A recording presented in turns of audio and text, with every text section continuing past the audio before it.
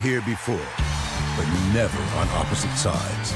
A personal relationship eclipsed by a century of history. And now the student is home, looking to start his own legacy.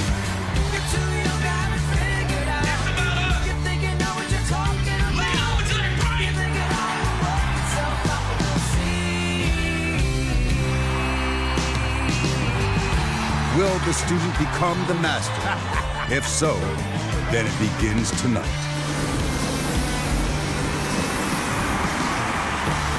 Yeah, you can call it bias, or what history calls it. Dominance, supremacy, dynasty. Damn straight.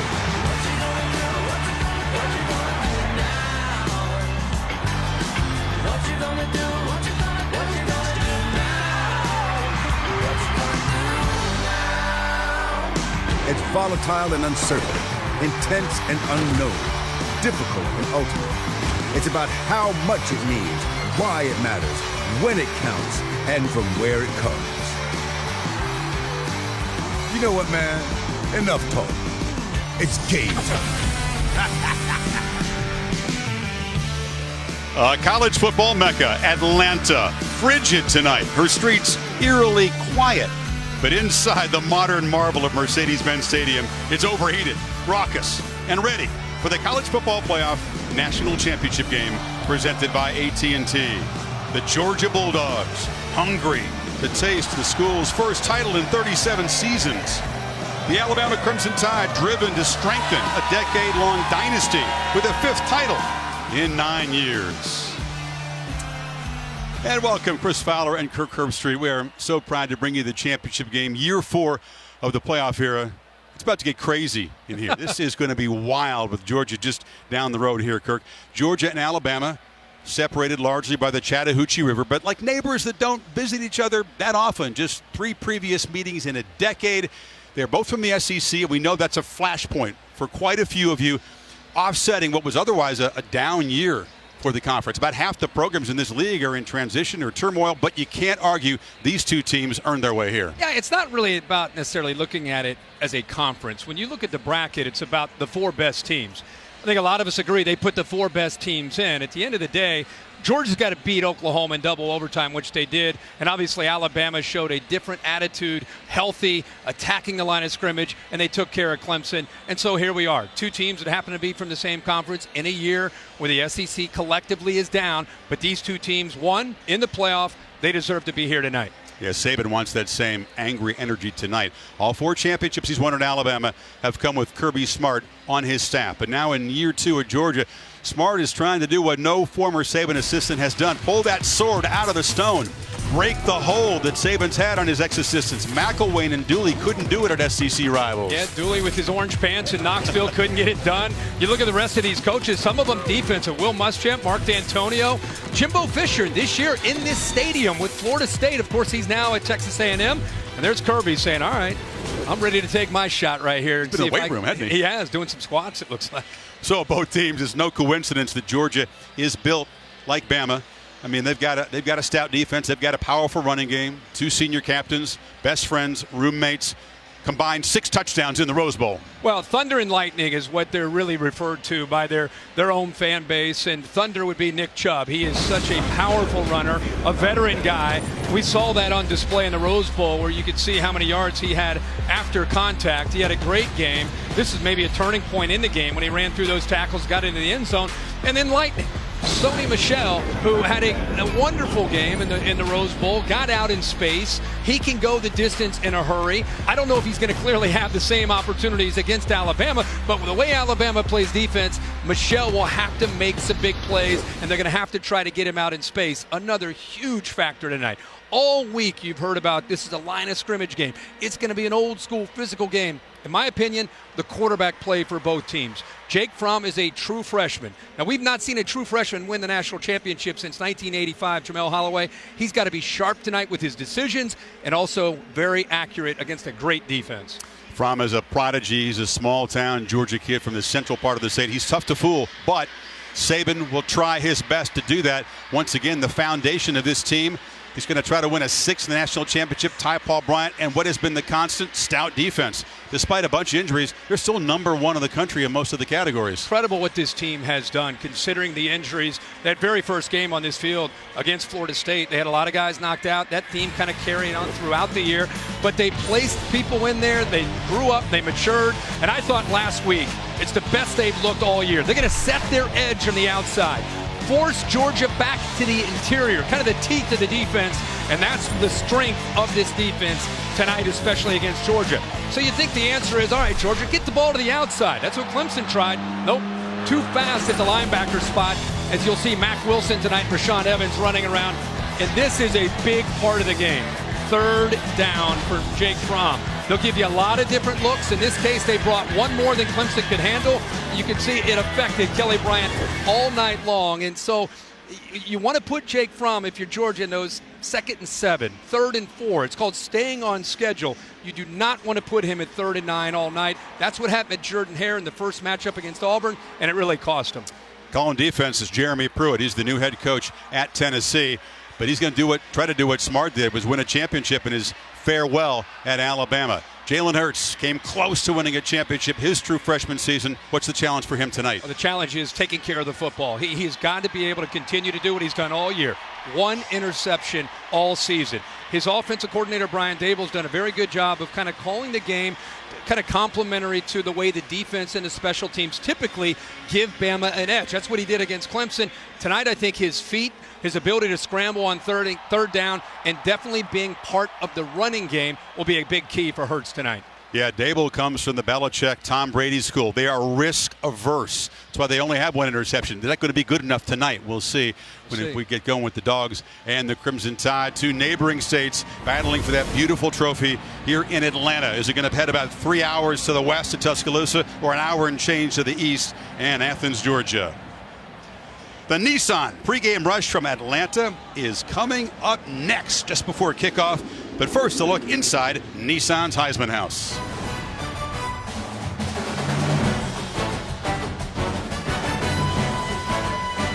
On pregame rush, Nissan, premier partner of the Heisman Trophy and the College Football Playoff.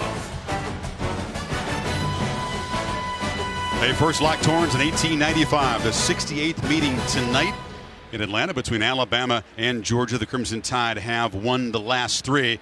They haven't lost to Georgia since Nick Saban's first year in Tuscaloosa. Get set for a raucous game unlike any we've seen in the championship here in college football. And now to the public address announcer tonight here in Atlanta, Mr. John Magrino. Ladies and gentlemen, tonight, as we honor our nation, please rise and welcome members of the ROTC units from the University of Georgia and the University of Alabama, joined by our President, Donald J. Trump.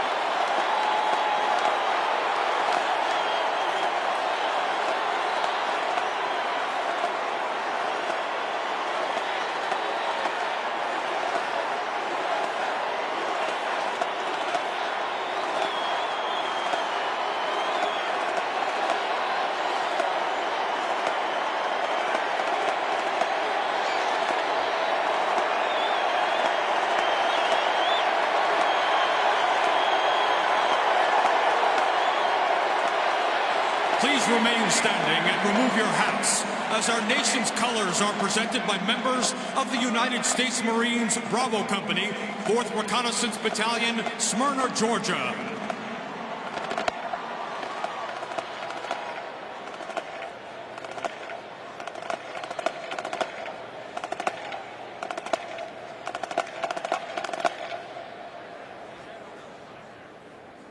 Here to perform our national anthem, accompanied by the inspirational voices of David Walker and High Praise, please welcome multi-platinum Grammy-winning artists Zac Brown Band.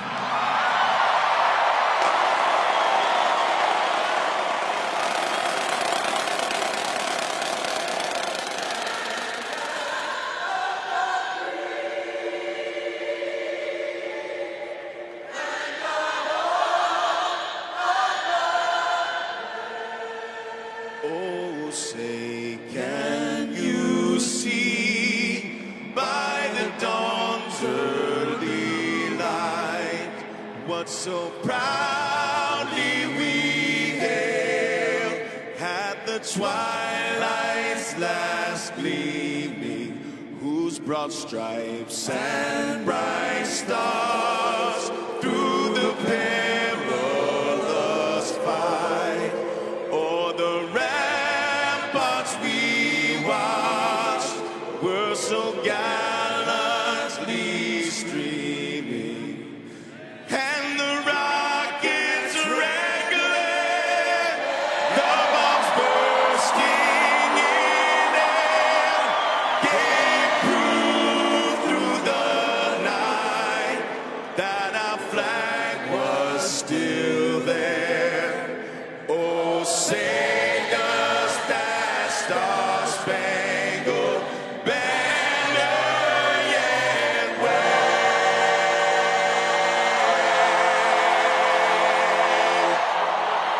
o'er the land of the free and the home of the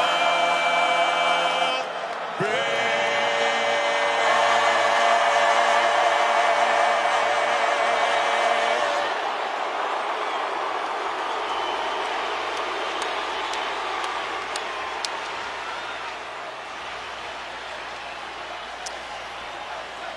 Zach Brown and his band, Georgia natives, and big fans of these guys. Bulldogs is the higher seed given the choice, and they're going to wear the home red. A wardrobe change from the SEC championship game and the Rose Bowl.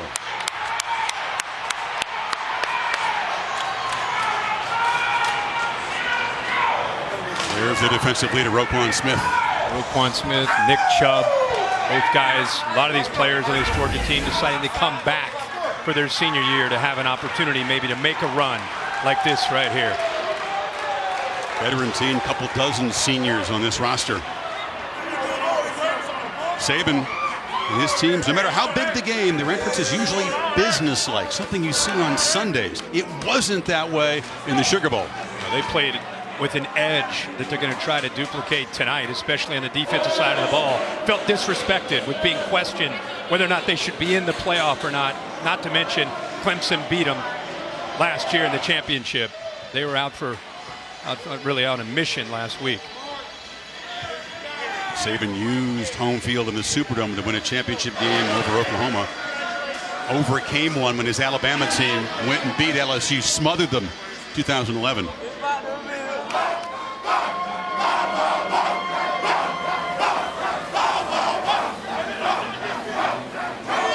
Atypical Alabama.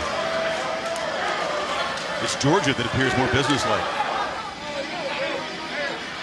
About to get real loud, folks. Buckle up.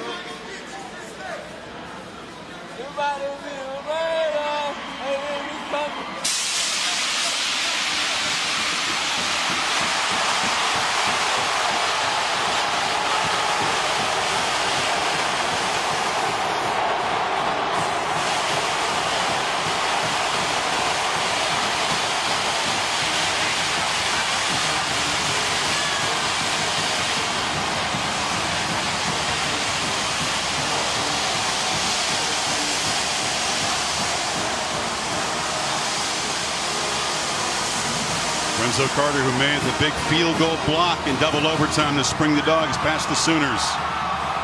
And there's Fromm. How could his pulse possibly be under control in this moment as a freshman? Here come the Tide.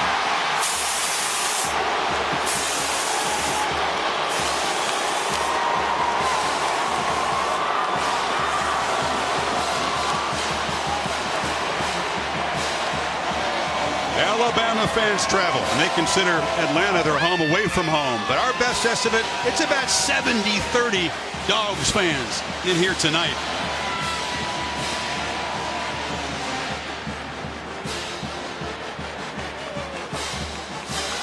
An opportunity. It's been driven home by both of these coaches, their players all week. Should be a lot of fun. This has been the Nissan pregame rush. Time for the coin toss. And back to our PA announcer, John Magrino. Ladies and gentlemen, please direct your attention to midfield for the national championship game coin toss. with inductees of the 2018 National Football Foundation College Football Hall of Fame. Representing Murray State and Virginia Tech, head coach Frank Beamer. Representing Appalachian State, Tulane, North Carolina, and Texas, head coach Mack Brown. And representing the University of Georgia, offensive tackle Matt Stinchcomb. Tonight's referee from the Big Ten Conference, Dan Capron.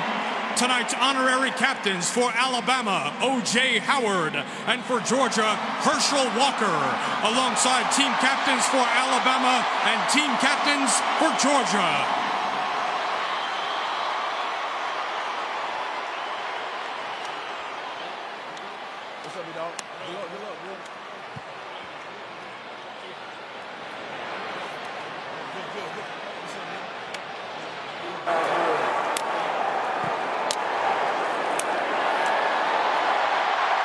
Congratulations, gentlemen, on making it to the national championship game.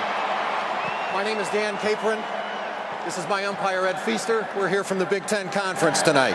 We're going to officiate your game for you. Alabama, you've been designated the visiting team, so you're going to have the privilege of calling the toss. We have a ceremonial coin here tonight. The head is in the shape of a football, the logo of the College Football Playoff.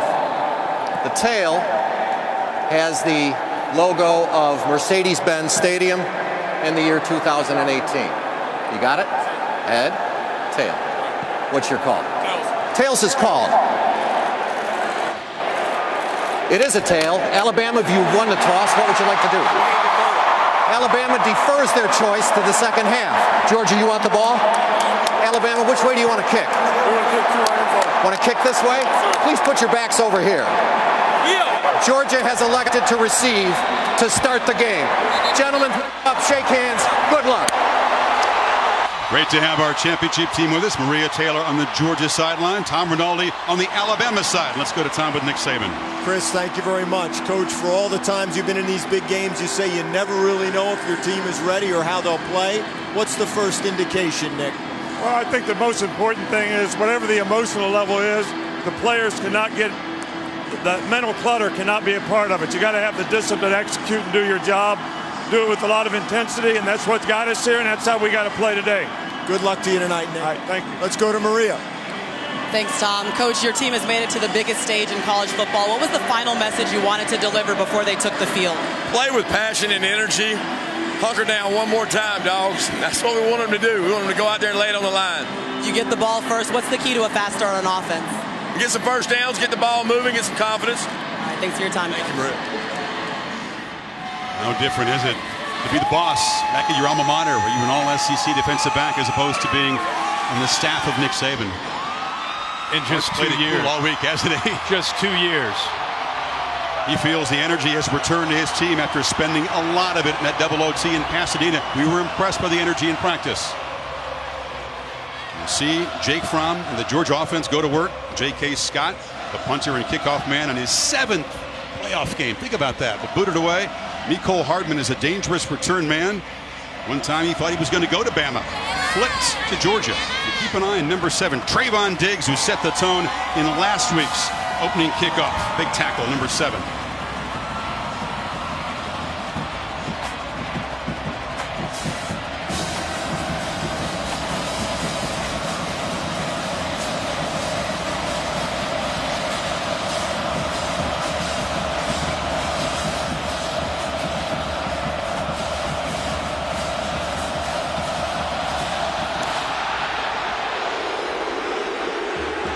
Line drive kick, just barely a touchback and not out of bounds. So here comes Jake Fromm, took over his first start at Notre Dame, and look how good he's been in the 2 postseason games, Kirk. Yeah, incredible right here in this stadium against Auburn in the SEC championship. And you and I were there at the Rose Bowl, made so many good decisions, especially late in that game, to give the Bulldogs a chance to win in double overtime. And now this is his final test of the season. Find out how he responds, because he'll be hit more tonight than probably any game that he's playing. I want to see how he responds to that. Both of those senior captains in the game, Chubb and Michelle, flanking Fromm.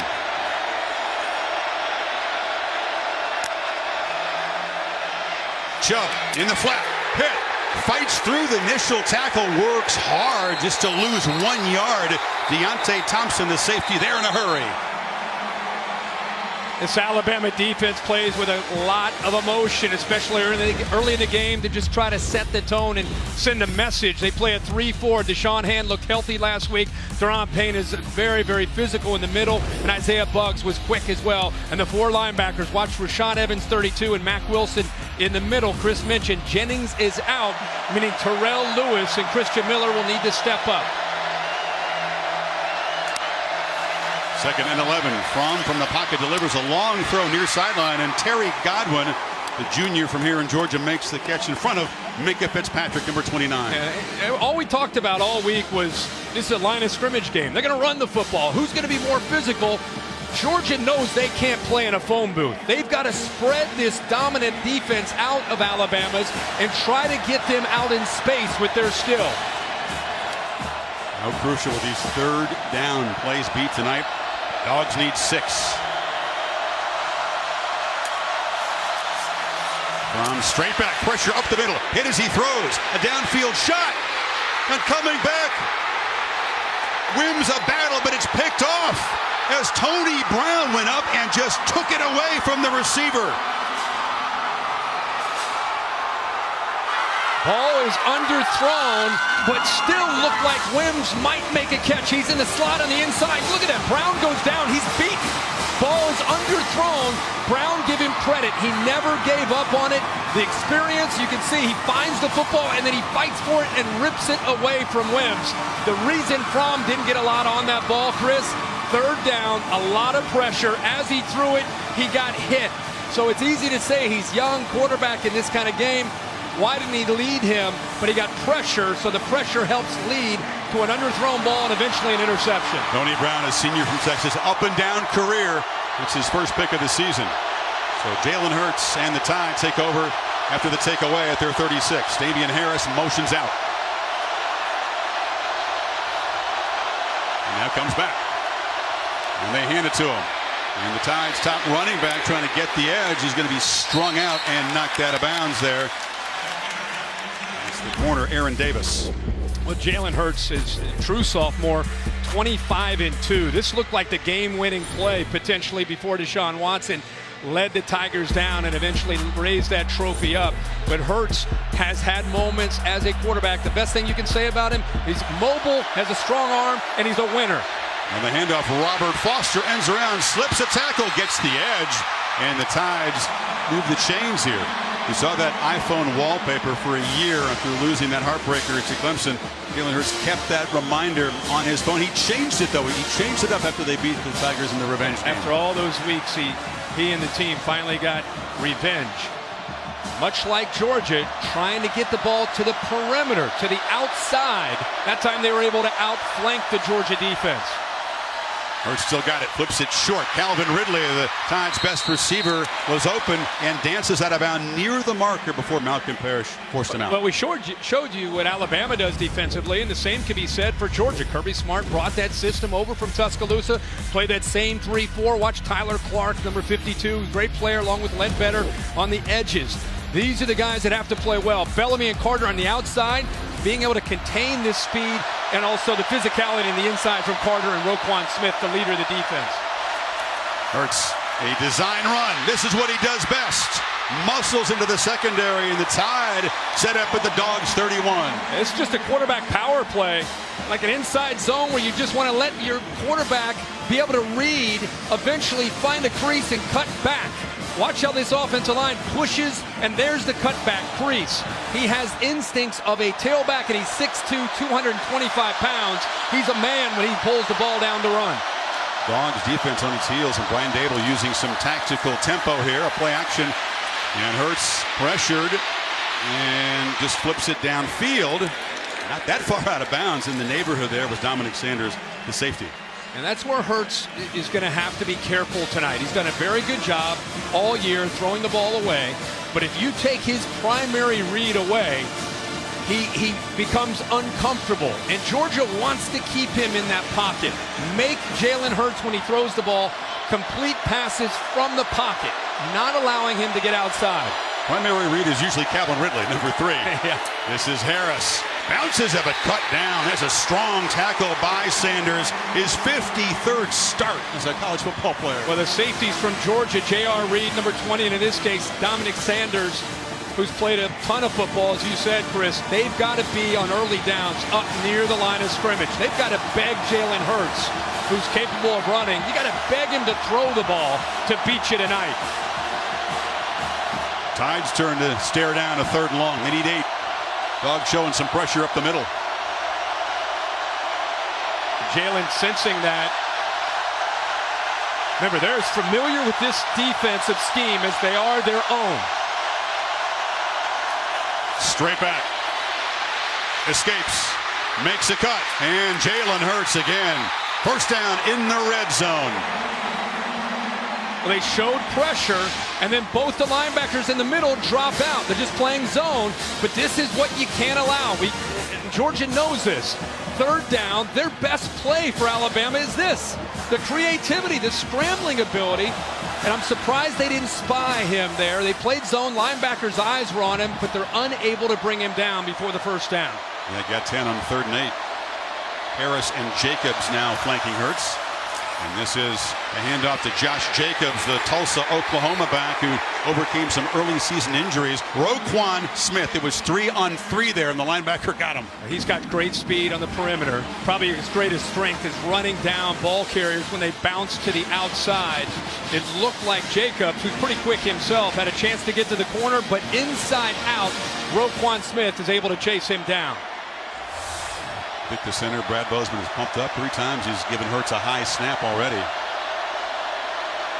Ridley alone up top. Real difference maker in the passing game for Alabama. Parrish is on him. Hurts looking that way. Kirk throws it for the end zone, but over the head of Ridley.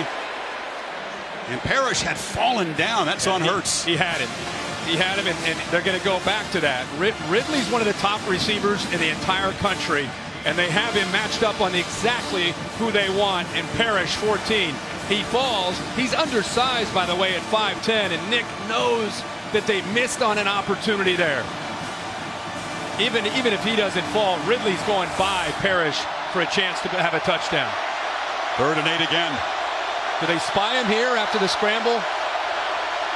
Well, they're going to put him on the move. Hurts retreats, chased, flips it, incomplete.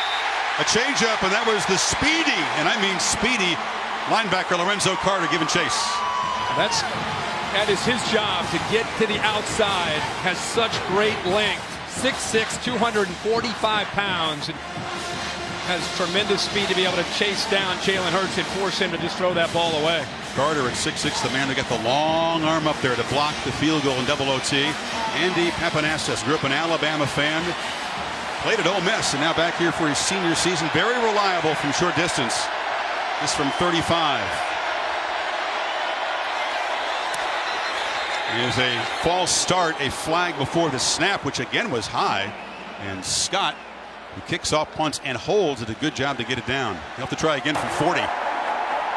False start. Offense. Number 82. A penalty. It remains 4th down. Herb Smith, the tight end. Noise a serious factor in this Alabama offense at the moment. And also, you can see 18 at the top of the screen there. He just kind of gave a little bit of a move, Baker, and that affected Smith with that crowd noise. He thought Baker was coming and just moved a little bit. He had a redo in the Sugar Bowl after a flag, and Pappanastos missed that field goal against Clemson. But he rarely misses from this range.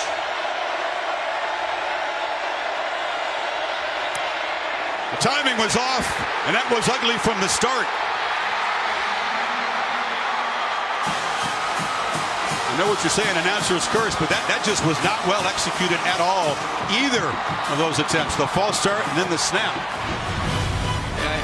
He did not look comfortable. He was out of rhythm from the start. I don't know if it's just the jitters, the hype of this big of a game, and Kirby Smart and the Georgia defense catch a break and get a little bit of momentum here early in this game. Tide moving 42 yards, but come up empty. At AT&T, buy one iPhone. Tonight's Planning for Success brought to you by Northwestern Mutual. With Alabama, complimentary football over the play calling. And see how the defense and special teams are going. Play with the same edge they played with against Clemson defensively. Georgia got to stay on schedule. Avoid those 3rd and 9 situations, 3rd and long. And then can they match the physicality at the line of scrimmage that Bama typically plays with, especially with this group right here, this offensive line? They have their hands 3rd and long in their first series. 3 passes, no runs in the first series for Georgia. Nick Chubb, here's the tailback. Fromm fakes it to him, fires a slant. Godwin has got it, and he's got a first down across the 35. Fromm throws that route really well. Now they're trying to spread this Alabama defense out. Watch the linebackers coming up, anticipating Nick Chubb in the running game. Tendencies say it's the Georgia running game, and Georgia knows that, trying to break some tendencies here early in the game. Good throw in rhythm, and gave his receiver a chance to make a play. Godwin gained 14 yards. 4 plays, 4 passes called by Jim Chaney so far. DeAndre Swift is in the game, and he's out of the backfield, but looking downfield, and again, that's dropped by Javon Wims for the 2nd time, so the top receiver struggling a bit. Maria? Well, Chris, after Jake Fromm threw that first interception, he came back over to his team and said, "We're good." Went up to Javon Wims, said, "I'm still going to be looking for you." He tells me he has a shooter's mentality, so even if he misses or makes a mistake, he's always going to go back, knowing he can make the next play. Perhaps Wims had something on his mind in that drop, Kirk. Yeah, he had Swift behind him. You don't know if they're already trying something, a little trickery, like a hook and lateral. But I love to see Fromm throwing on 1st and 10, much like the Rose Bowl, where he was 9 of 10 on 1st and 10. And a whistle, and the flag before the snap. Yeah, when the left tackle moved. Win, one of only 2 All-SEC first-teamers on Georgia. False start. Offense. Number 77. 5-yard penalty. 2nd down. Yeah, the captain sets him back. Those are drive killers, those kinds of penalties tonight. Especially tonight. We keep talking about staying on schedule and avoiding 2nd and 3rd and long. Isaiah Wynn just trying to get a little bit of a head start. Flinched just a bit. Officials caught it. Going back to Fromm in rhythm, throwing the football on 1st and 10. Boy, even the drop there, the ball is thrown right on the money, and they're throwing on their terms on 1st and 10 instead of waiting till 3rd down. Pressured immediately, and that blew up the play. Storming in there was Jerron Payne. Fromm couldn't get it to Michelle. This was Georgia's biggest concern, is the middle of the Georgia offensive line against Payne, who's right here. Watch his movement and quickness. The center, Gilliard, trying to get out there. But I'll tell you, Payne at 6'2", 308 pounds is quick. And it gives inside linemen, guards, and centers a lot to deal with, not just with his power, but with how quick he can shoot through a gap. He gave the highlight of the Sugar Bowl. He had a pick, and then had a touchdown reception right after it. 3rd and 15. Tide rush 4. Fromm has time. Nice throw downfield, and the traffic ball tipped in the air and incomplete again. He was looking for Wims, and Deontay Thompson got a hand. Becomes the punt team. And Thompson had stepped in very nicely for Hootie Jones and done a good job. He's got tremendous length at 6'2", 195 pounds, and he sits back there as a safety on the hash. Makes it pretty easy for him. This is what Bama does on 3rd and long. They play man coverage with 2 safeties back on the hashes, making it incredibly tough to try to throw the ball downfield. Fromm tried to squeeze it in, but good coverage that time by Thompson. Cameron Nisluk has an econ degree from Columbia, a graduate transfer, and an excellent season punting the ball. Gets it away, goes down. There is no flag, and a fair catch by Trayvon Diggs, so it was a good boot, but the Tide got close there. Damian Harris, the running back, storming in there. Tide back to work, scoreless, 49-yard punt. Championship after the 1980 season. Benjamin Franklin Buckbaloo. Kirk, he completed 1 pass the entire game for 7 yards. It was all about Herschel Walker. Oh, yeah. And that 150. And that defense. And the special teams were great, too. Yeah. It's Georgia's most recent national championship. Well, we saw Alabama do a good job of showing a lot of different looks, different formations and personnel groupings, trying to make Georgia have to adjust and communicate to all these different looks. It was pretty simple the first series. Hurts rushed a couple of times for 22 yards. Scarborough in the game, and Big Bo just barrels up the middle. It's a game of 3 and 4 yards. Both offensive coaches says we can live with that. I think even more so for Alabama. And I think Brian Dable, the offensive coordinator, you mentioned the New England Patriots background. He was there last number of years with Bill Belichick as a tight end coach, and he looks at it in a way where he wants to call plays where his quarterback is not going to be in a position to make a mistake. They'd rather punt the ball than obviously turn the ball over. That's the way he calls the game. Scarborough in motion. It's a backwards pass. Running back's got it. Makes a cut. And the Dogs knock him down. Once he gets rolling, he is tough to tackle. Not the most sudden back. There's some pushing and shoving after the play. It'll be third down. Yeah, the emotions eventually are going to kind of settle in, and it's going to be about execution. That's what Nick Saban always kind of guards against, is there's so much buildup and hype on the outside. He doesn't want his players to get caught up in that. It's more about the execution of the actual game. Jalen Hurts' legs always an issue here at this situation at 3rd and 3. Empty backfield. Hurts is keeping a straightforward call, but it goes backwards as the Dogs swarm. Jonathan Ledbetter off the edge. It's 4th down. Well, Ledbetter came from the outside, but we showed you Tyler Clark with our graphic early. Watch him also be able to get through, and Ledbetter chases it from behind. But they win the battle at the line of scrimmage. There's Clark kind of blow the play up. Is Pierce Baker, the left guard, comes around, 71 comes around, and boom, he runs right in to Clark right there, and it allows the quickness of Ledbetter to come in from behind to bring Jalen Hurts down. Scouting report says quarterback run, Georgia ready for it. Scott kicks him far and usually very high. Very few of his punts have been returned. Hardman comes up, lets it bounce, and it takes a good roll for the Crimson Tide all the way down to the 21-yard line. So Georgia's defense forces a 3 and out and gives Jake Fromm the football back. Dogs' second possession coming up.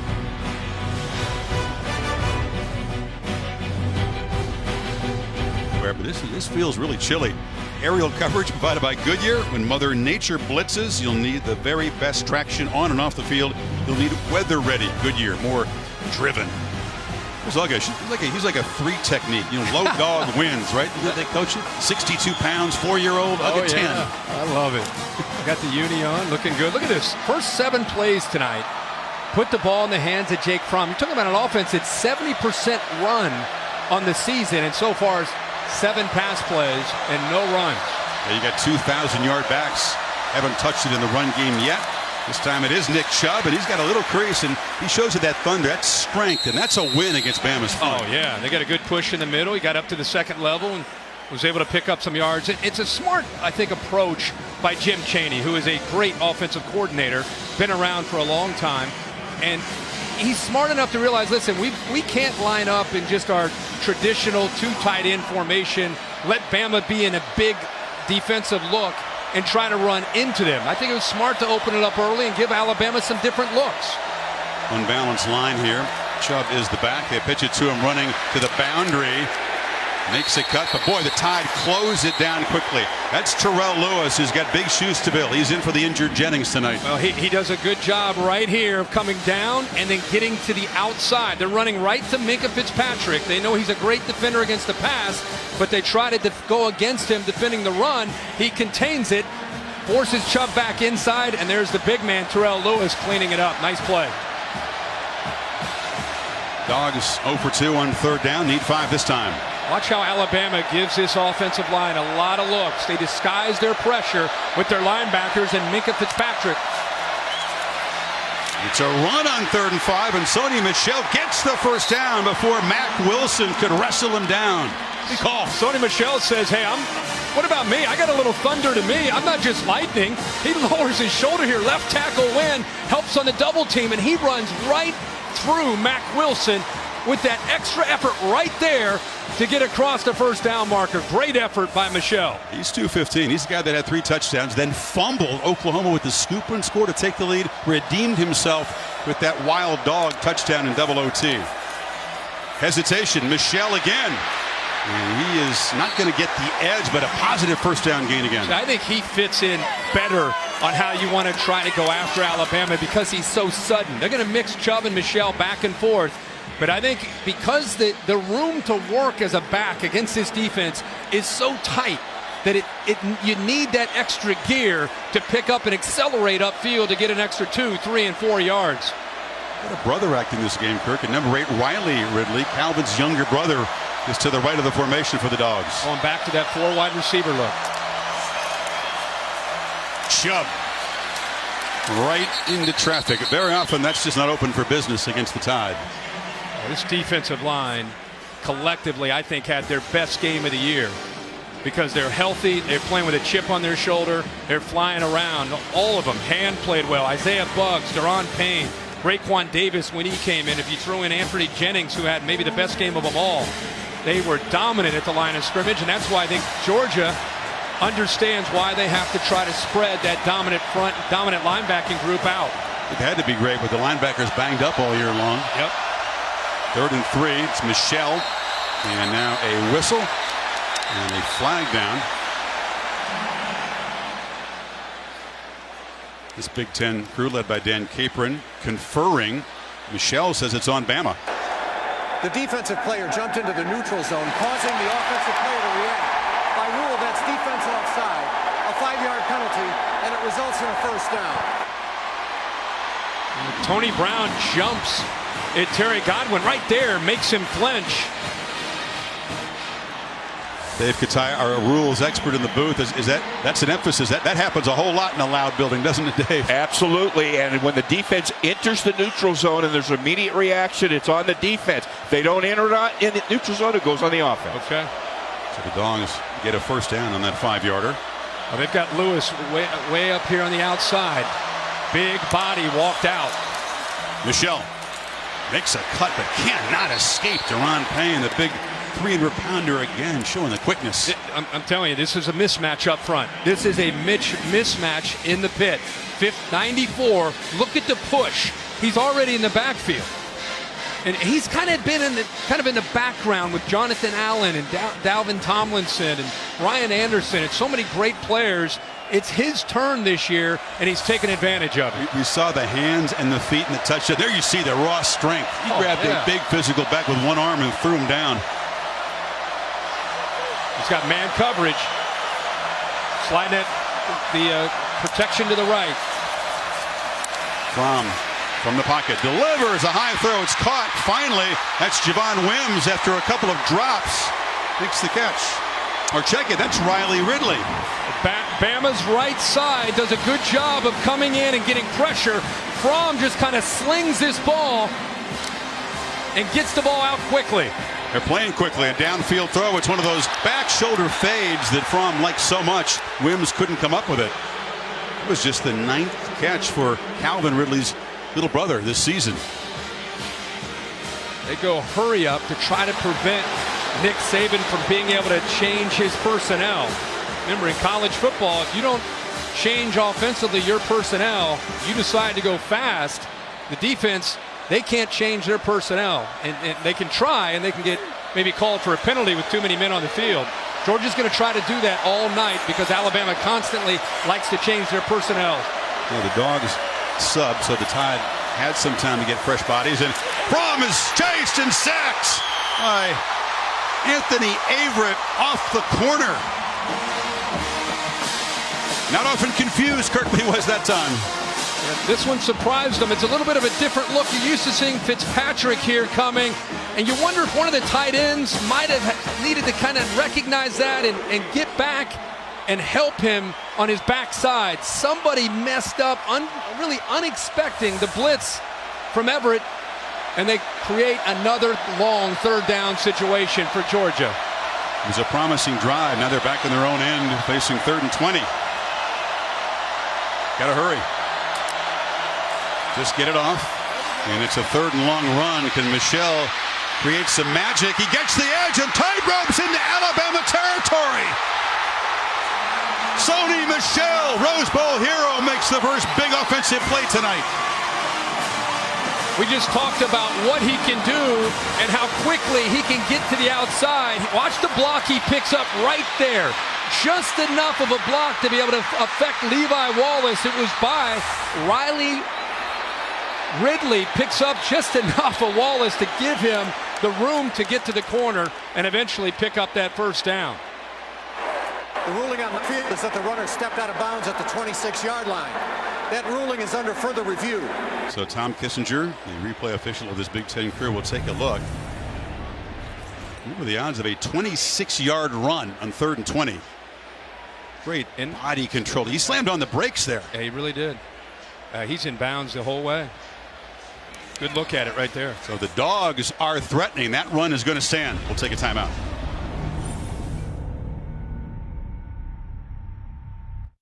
Michelle's superb run stands. Number one was like a Formula One car. He accelerated, slammed on the brakes, cornered, and then accelerated again. And they convert. Really impressive. Got to mention a great block there by Ridley. Ronnie Harrison took a really poor angle on a 3rd and 20 play. Michelle has twice, Kirk, converted 3rd downs with runs. 3rd and medium and 3rd and very long. DeAndre Swift, the freshman, is now the tailback. Excellent receiver. They fake it to him. Swift in the middle. Fromm was looking that way and now tries to escape. And he'll be tracked down. Christian Miller, the linebacker, got him a few yards behind the line. He had Nada quickly right off of the play fake. But as Nada continued downfield, he was covered by Ronnie Harrison, the safety. And Fromm actually looking off to his left when he dropped back there. Pretty good defense. Nothing he could do if he wasn't ready for the quick throw to Nada. No one else open. They don't use the tight ends too often. And Charlie Werner, who made an impact early in the Rose Bowl, out of this game with a lower leg injury. So it's got to be Nada. Michelle, that time, stuffed right at the line. Swift, excuse me. That time, that defensive line again. It is a mismatch up front, especially in the interior with Payne and Isaiah Buggs, and Raekwon Davis sets up another 3rd down. Scoreless first quarter, 64 yards for the Dogs, 53 yards for the Crimson Tide.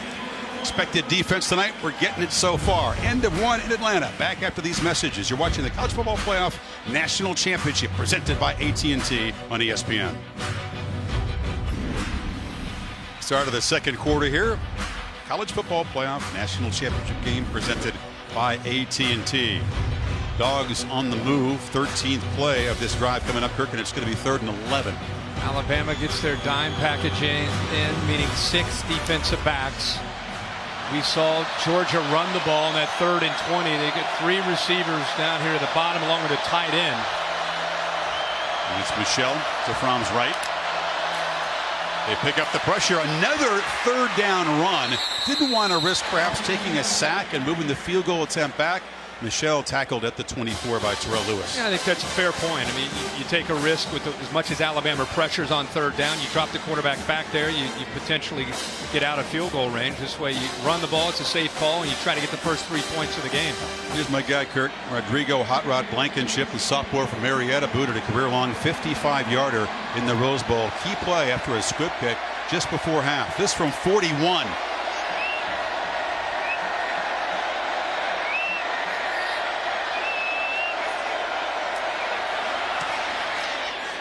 And Blankenship does what Papanastos could not. Puts Georgia on top. Man given a scholarship before he kicked the game winner at Notre Dame. Puts Georgia in front by 3. College Football Playoff National Championship trophy. I used to love the old crystal ball, but this has really grown on me. It's a nice gleaming gold thing that's in huge images on the buildings everywhere. Yeah. Chris Fowler, Kirk Herbstreit, Maria Taylor, and Tom Rinaldi back as the Dogs get a Blankenship field goal and draw first blood. Panastos had earlier missed his attempt for the Crimson Tide.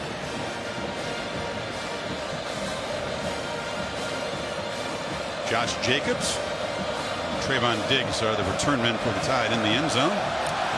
And Blankenship has really improved his kickoff range this year. Just boots it deep. It'll be a touchback. Sam Rinaldi. Chris, Minka Fitzpatrick, the captain and defensive standout who prides himself on leading through example, not always the most vocal leader. Interesting, he came right over after that last series, came right up to Jalen Hurts and spoke to him for 30 seconds, imploring him, hey, let's get going, now's your time. Punched him in the chest, not something you often see with Minka Fitzpatrick. Also, keep an eye when the Tide's on defense, guys. Fitzpatrick wearing a flak jacket that you'd normally see on a quarterback to take care of that kidney injury, protect it when he's on the field. We'll see how Jalen responds, Chris. And we'll talk about what Minka's been putting up with. That is uncharacteristic for Fitzpatrick, but when he talks, they listen. Harris, a first down carry. What do you make of that? Minka taking an active role early on. Yeah, I think it's his leadership. You know, it's not necessarily that he's jumping up and down emotionally. I think he's still very calm and cool and collected the way he's been his whole career. But I think he senses urgency and how important it is for Jalen Hurts and the offense to step up. David Marshall is down. Sophomore defensive end, part of that Dogs rotation in the 3-4. Georgia's been remarkably injury-free. Their quarterback, Eason, was hurt, but they've had no starters go down to injury other than that this season. Chips, Houndstooth. There are a bunch of coaches between Bryant and Saban. Only Gene Stallings really had sustained success, won a championship. Saban, by the way, never met Paul Bryant. The man he could equal tonight with his 6th championship, but he loved Coach Stallings, that's for sure. He is on a run here in these 10 years in Tuscaloosa. David Marshall in that 10th. Looked like he had his ankle rolled up on.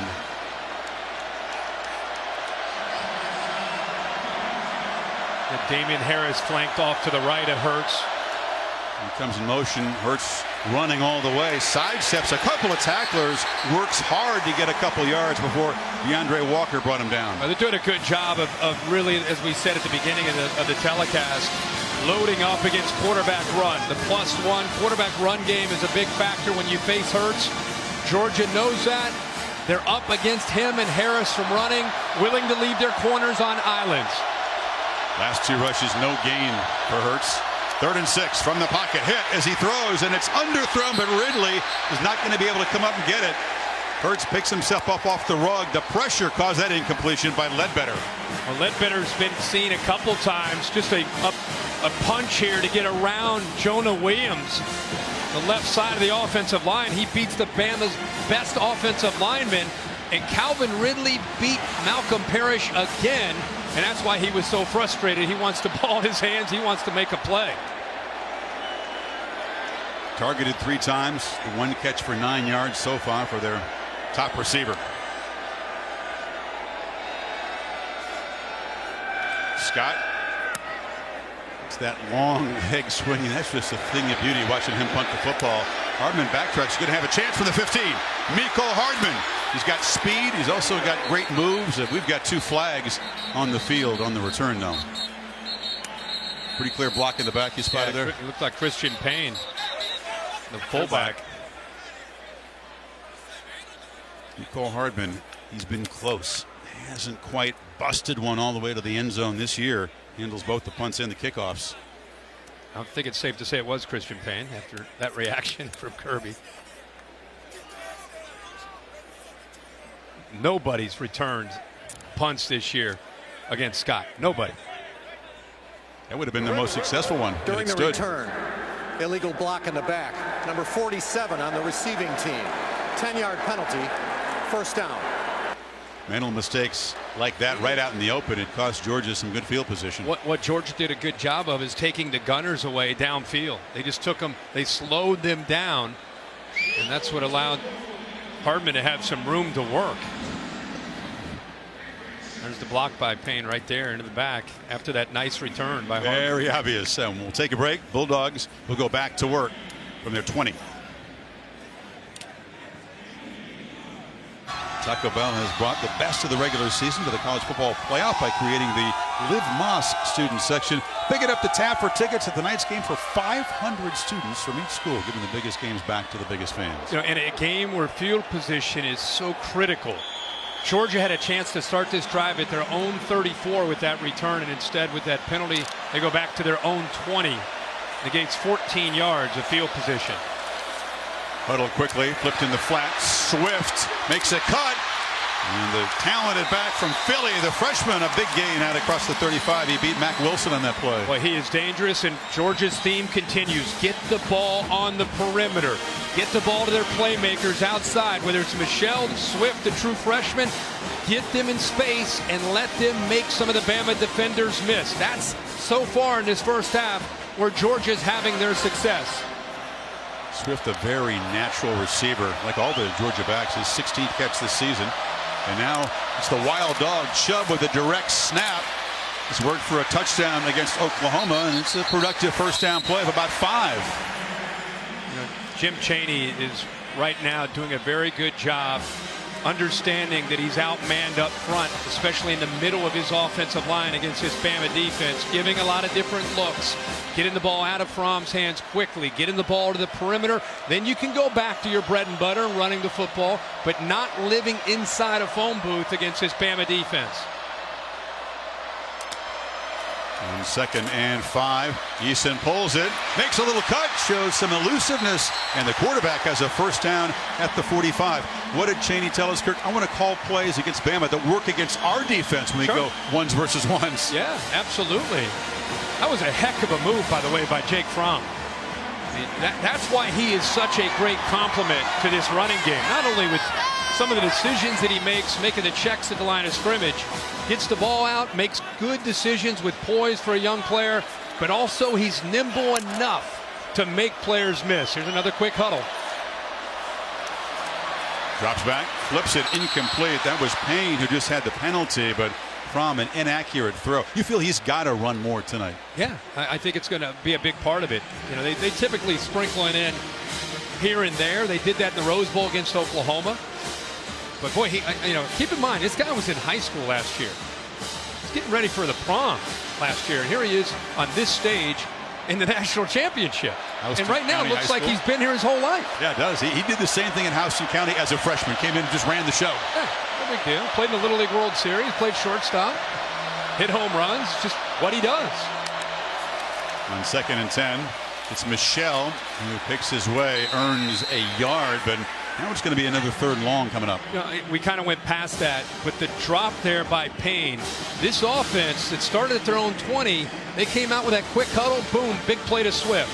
Nice run by Fromm. They were the aggressor. They were attacking Bama. Bama kind of hands on their hips, looking over at Coach Saban and Jeremy Pruitt, losing some of their aggressive nature, and then Payne drops the ball on 1st and 10. Now they're looking at a 3rd and long. Really hurt the momentum that they had created on this drive. Let's see if Fromm can bail them out on 3rd and long.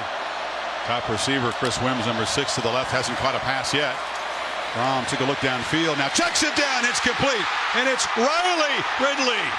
Little brother making a big impact before Calvin does. Dogs are set up. Well, nice job of protecting the quarterback.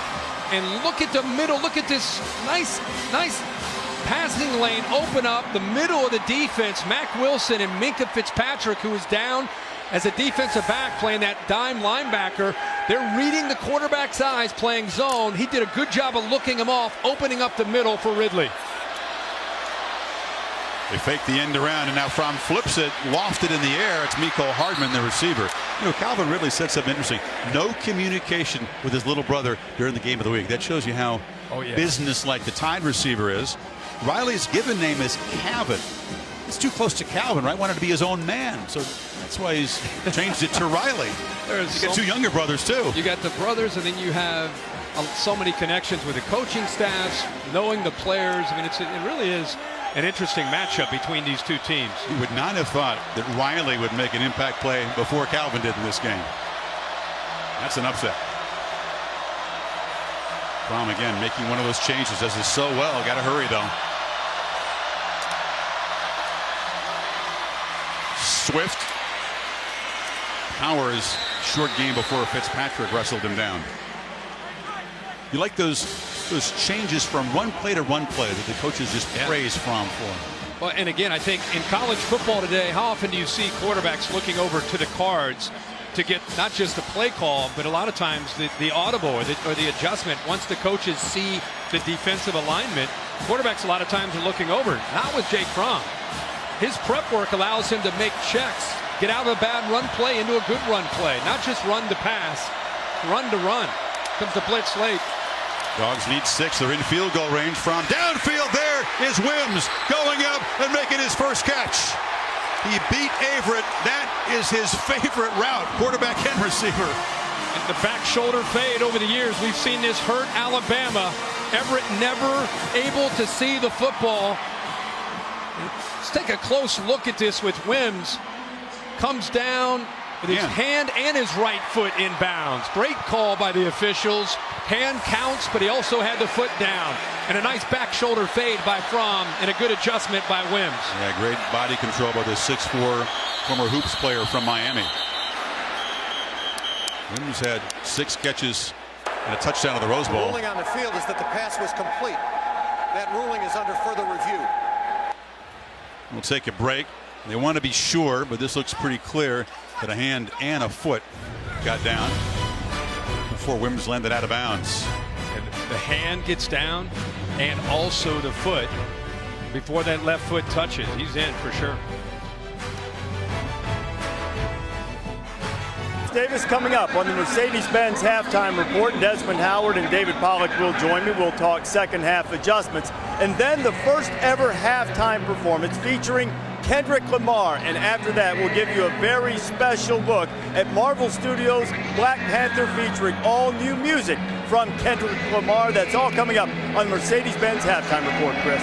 Reese, thank you. Wims catch is confirmed. 1st and goal for the Dogs. It's a challenge back at the 10-yard line. Chubb, nothing. Spun down by Payne. We're halfway through this second quarter, and this game's starting to play out the way we thought. Field position being big. When you get opportunities like Georgia has right now, you better capitalize. Kirby Smart, you just don't know how many opportunities you're going to get. A touchdown for Georgia is big, and for Bama's defense, a stop. The margin of error throughout this game is going to be so slight. So what happens in the red zone for both teams? Very significant to the outcome of the game. And not many bigger challenges than facing Bama. 1st and goal from back at the 10. Fake it to Michelle. Fromm throws a slant, inaccurate. It was Wims cutting in and covered by Wallace. 3rd and goal. Now, Wallace with good coverage does a nice job of taking the inside leverage away from the bigger receiver in Wims, anticipating that inside throw. Now it's a big play for both, like just talked about. Fromm has 2 third down completions on this drive, Kirk. Got Ridley for 23 and a 3rd and 8. Bad Wims on that 3rd and 6. A little tougher down here, though, isn't it? Empty set. Now they're going to move Swift back there, or actually Michelle back in there. Fromm flushed, backpedals, and delivers a dangerous throw over the middle. He was knocked down. Michelle frustrated. That was behind him, but read the pressure by Payne and company. Lewis is coming in. He's throwing it off his back foot. And the reason Michelle's frustrated is he knew that he was able to slip out of the backfield unnoticed. And if Fromm had just a little bit more time, he's able to get that ball to Sonny Michel, and Michel walks into the end zone for a touchdown. Give Terrell Lewis credit for getting in there and forcing Fromm to get rid of that ball. Blankenship again from 27. Georgia had that 1st and goal. 3 plays, netted nothing. And Blankenship remains perfect on the season inside of 40 yards. Another look, Kirk. Let's go back and look at Terrell Lewis, who's missed most of this year but is now healthy. He's inside. He pushes to get the pressure. Michel's here. He sneaks out. Nobody sees him. He's able to get out of there clean. Watch the pressure to the inside. Fromm's going to start backpedaling. Just can't get enough on the ball. If he's able to lead Sonny Michel, there's no question he's able to get into the end zone. Nobody picks him up, but there's the pressure by Lewis. And by the way, Tony Brown almost with that ball thrown behind him, able to come up with an interception. But a big stop by Bama to force the field goal. Conversation between quarterback and running back. They were very lucky to avoid a pick right there and give Blankenship a chance to extend the lead. Tied, though. Just 57 yards total offense. Coming off the season low against Clemson. It was smothering defense and barely adequate offense. Great field position, short field offense. Game. They haven't showed up yet tonight. No, not yet. And it's, again, Brian Dable usually calls the plays depending on the field position, the flow of the game. Be interesting. The last 8 plays for Bama, 10 yards they've totaled. And Jalen Hurts 0 for 3, and they've had 2 3-and-outs. Josh Jacobs he's just standing deep in the end zone. He figures Blankenship's not going to give much of a chance, and he'll leave it right there. Let's take a look at tonight's All-State, all-hands in play. It's been all hands on deck so far for the Dogs D. Let's start with the Georgia's speed. Raekwon Smith doing a good job getting to the perimeter, taking away any ability to be able to outflank them. We talked about the importance of physicality. Georgia matching that physicality and then trying to get Hurts into 3rd down and trying to get pressure to make him throw that ball away. They have had a great start to this game. See if now Bama decides to maybe open it up a little and try to get Jalen Hurts running and throwing. They haven't gotten Harris or Scarborough going. This is a run, and Hurts makes a cut. Jalen Hurts in the clear, in the Dogs' territory. When you're struggling, just kind of keep it simple. Well, the motion right here affects Smith. See how Smith clears out? And then it allows the center to get up to Roquan Smith, one of the best players in the country. And then that's just Jalen Hurts being Jalen Hurts. So the motion pre-snap by Josh Jacobs gets the linebacker just out of that area.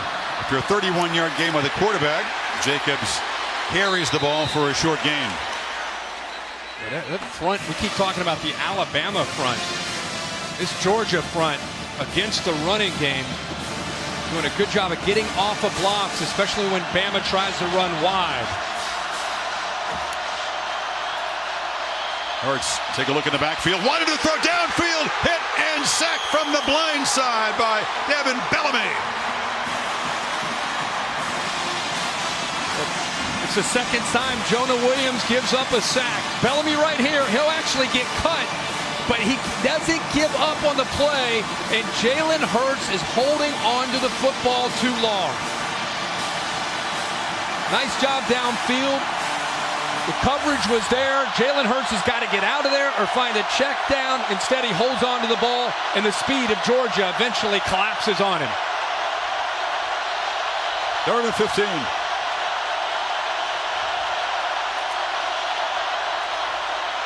Jacobs got away from the initial tackle by Roquan Smith, and now they're scuffling. Yeah, be careful on 3rd down. A couple of players going at each other. Looked like the freshman Devontae Smith was involved in that from Alabama.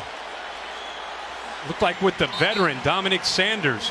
It's about 160-pound true freshman receiver involved in a scrap.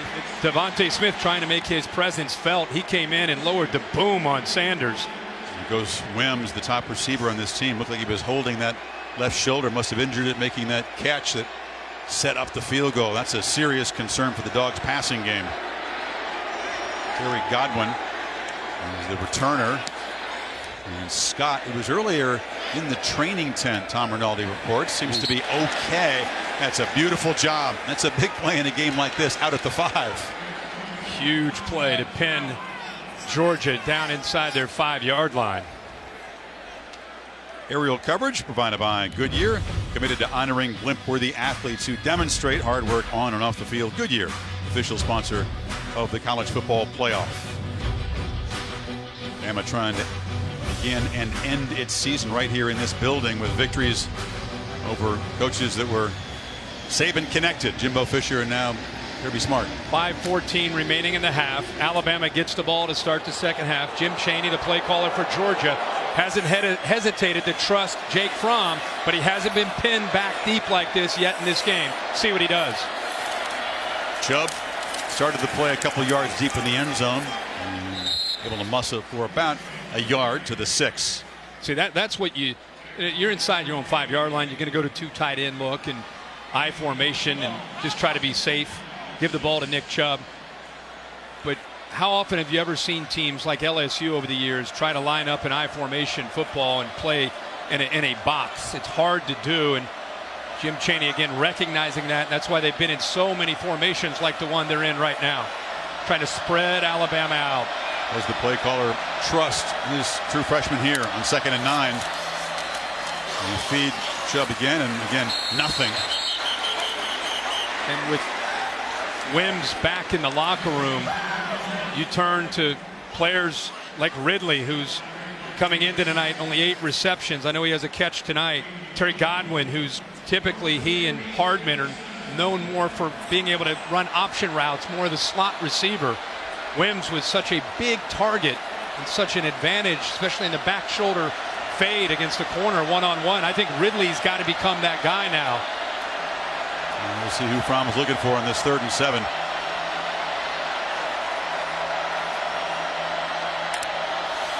Tide rush 4.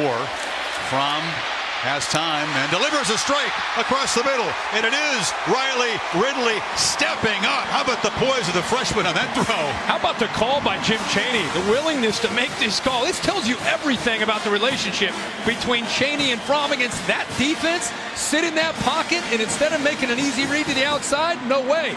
He's going to throw it right into the middle to his receiver Ridley, and again it opens up in the middle with the linebackers and nickelback kind of widening out, gives him an easy throwing lane on the crossing route at about 15 yards. It's the 3rd time that Fromm has completed passes downfield on 3rd and long. He is fired up. Fromm flips it short this time over the head. They target the fullback Payne again and again. No doing. It's the 3rd time, maybe the 3rd or 4th time they've gone to that quick huddle, and they call the same play every time. They just flip the ball to the outside. We've seen it thrown to Swift a couple times out there. We've seen it thrown to Payne.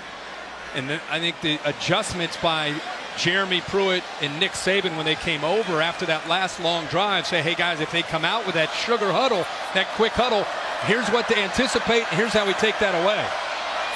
They've been all over it, you're right.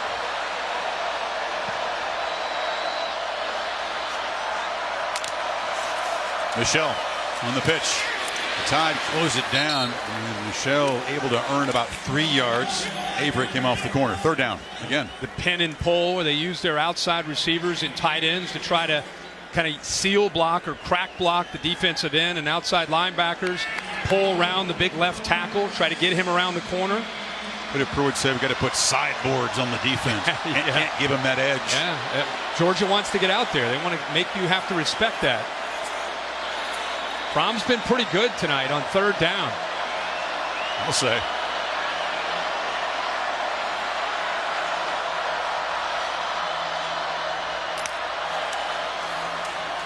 He brings some pressure. Dogs pick it up, and it's a low throw. It was behind Hardman. Rush didn't really affect that one too much. Just a bad throw. Yeah, just out of rhythm a little bit. Throwing to a receiver that, while he has tremendous ability, I think Wims is his guy typically in those situations. Ridley has become that guy, and good job up front protecting him, but unable to execute. And Bama, by the way, even though their offense hasn't done a lot, they're down 6-0, and they're looking to try to get points here before this half's over. They got 88 yards, and 47 of them, Kirk, have been on Jalen Hurts runs. Nisley, Trayvon Diggs.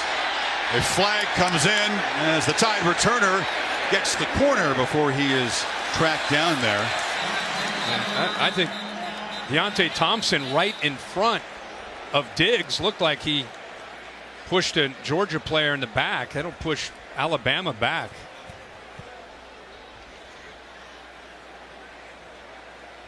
Both these teams expect really to have an edge on special teams, very strong, and so far it's Georgia winning that battle. A mistake on the Alabama return team, especially with field goal earlier. 2:14 to go, and you're trying to think at the very least, let's get into field goal range, and you have pretty decent field position to start this drive. And there are 2 fouls on the play. Illegal block in the back on the receiving team, number 81. That penalty is declined. Holding. Number 81 on the receiving team. That penalty is accepted and is enforced 10 yards, 1st down.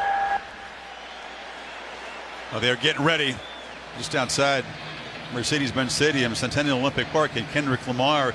We've hoped for this and waited for this a long time. A halftime performance, not inside, but folks huddled together on a frosty night. Be well worth it. Be well worth it.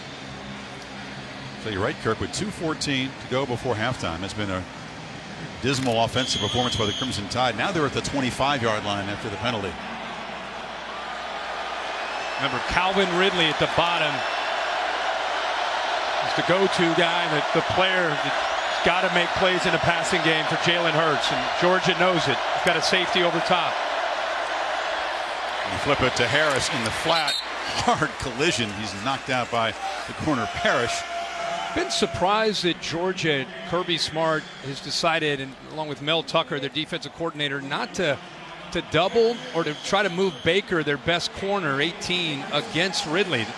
Georgia's done a very good job of moving Ridley around from the right to the left, to the outside, to the inside. This time he does go up against Baker, their top Georgia corner, up at the top. And Harris really couldn't get going. It was a slow developing play. Shot through the hole for a couple of yards, but big John Atkins. And David Marshall, good to see he's back in the game for Georgia, that defensive end. Bama going to go fast, trying to catch Georgia off guard. They're trying to get lined up. Lead 4. Hurts trying to create something, buying time, runs to the sideline as it just throws it into the bench. So the Dogs flushed him out. Trent Thompson with the pressure. It's 4th down. Jalen Hurts, when he gets pressured, sees any flash of an opposing color, his instinct is to get out. Watch the pressure. Watch the offensive line does a pretty good job of trying to take care of him. If he steps up into the pocket, he's okay. Instead, he's taking all his receivers away by bailing to the right. And on 3rd down, you just can't do that. Another 3 and out for the Tide offense.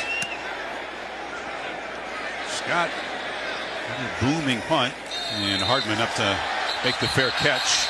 Dogs a minute 19 to work with and 3 timeouts. Maria? Well, Chris, I saw Javon Wims come back onto the field. I'm told it's a left shoulder, and he will return to the game, which is great news for Jake Fromm. They spent the entire offseason working with one another, building that rhythm that we've seen throughout these playoff games. Wow, Maria, that is great news. The way he looked going into the locker room, you wondered if he would have a chance to come back. And as you said, all over it, Maria, these two have great chemistry. When in doubt, the young freshman likes to look to number 6. So hopefully he's able to come back and be a factor. Interesting story. Wims played Pee Wee football, that didn't play again until his senior year of high school. Basketball was his first sport. Yeah. Now Chaney's been aggressive in this first half with his quarterback. Minute 19 and 3 timeouts. Let's see what he does. Fromm making the adjustments. Play clock at 5. Tide rush 4. Fromm gets it out. He's thrown behind Ridley, who comes back and makes a nice hand catch. It's a 1st down. I think the ball got deflected by Terrell Lewis at the line of scrimmage. 24, he couldn't get to the quarterback, so he just jumped up, and it looked like he may have got a hand on it. But Ridley, great focus to be able to hold on to that ball. From the pocket, drops by Godwin on the comeback route. You're right. It is quite a story here that Riley Ridley, the sophomore younger brother of the Tide's superstar wide receiver, future NFL guy, 8 catches all year, and he has shown up. Yeah. It's his big brother's team. And his big brother's probably a top 10 pick if he decides to come out this year in the draft. And right now he's getting the better of his brother. Exactly a minute before halftime. Jeremy Pruitt trying to communicate to Minka and the rest of the Tide defense. From a long throw, it's incomplete. Just over the outstretched hands of Averett. He thought he was going to have a pick. Well, the ball came out funky. It slipped out of his hand, but I think he misread the coverage. Jeremy Pruitt making a late adjustment. I think he was anticipating man-to-man. The ball kind of slips out of his hand, an awkward follow-through. You can see it's a duck. Goes right through the hands of Everett, who, if he intercepts that ball, it's a foot race to the end zone. And Godwin made a terrific effort to catch it. Expecting man, and thought he would sink back, and instead he sat underneath the throw. On 3rd and 10, it's another run, and Michelle's free. Sony Michel has been the answer on 3rd and long against this Bama defense. And they go behind the left tackle on 3rd down and long. Isaiah Wynn. Boy, Sony Michel has such acceleration, and when you're thinking pass, all he needs is a little crease. Rom, another one of those long throws right off the yard marker. 39 seconds. Dogs still have all 3 timeouts. Just doing Jim Chaney catching Bama, Jeremy Pruitt, Nick Saban off guard with these 3rd and longs, ball into the hands on the run game to Sony Michel. Illegal substitution. The defense had more than 11 players on the field at this. That's a 5-yard penalty, and it remains 1st down. Yeah, Raekwon Davis was running onto the field late. Isaiah Buggs was coming off. There was some confusion. You can see Davis is right there. If you start to add up all these players, one of the players he's just walking off down here. He was on the field when the ball was snapped. Moves the ball to the 40.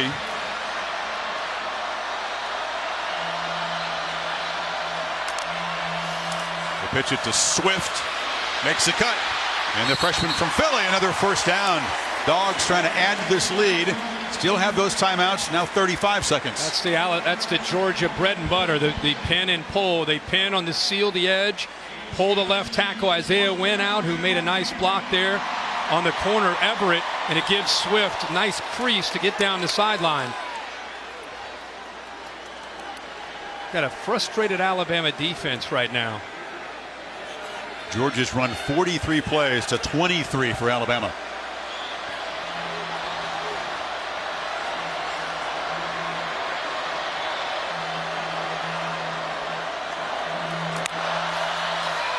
Fromm steps up, escapes, a lot of room, and Fromm, no slide. He's going to take a shot.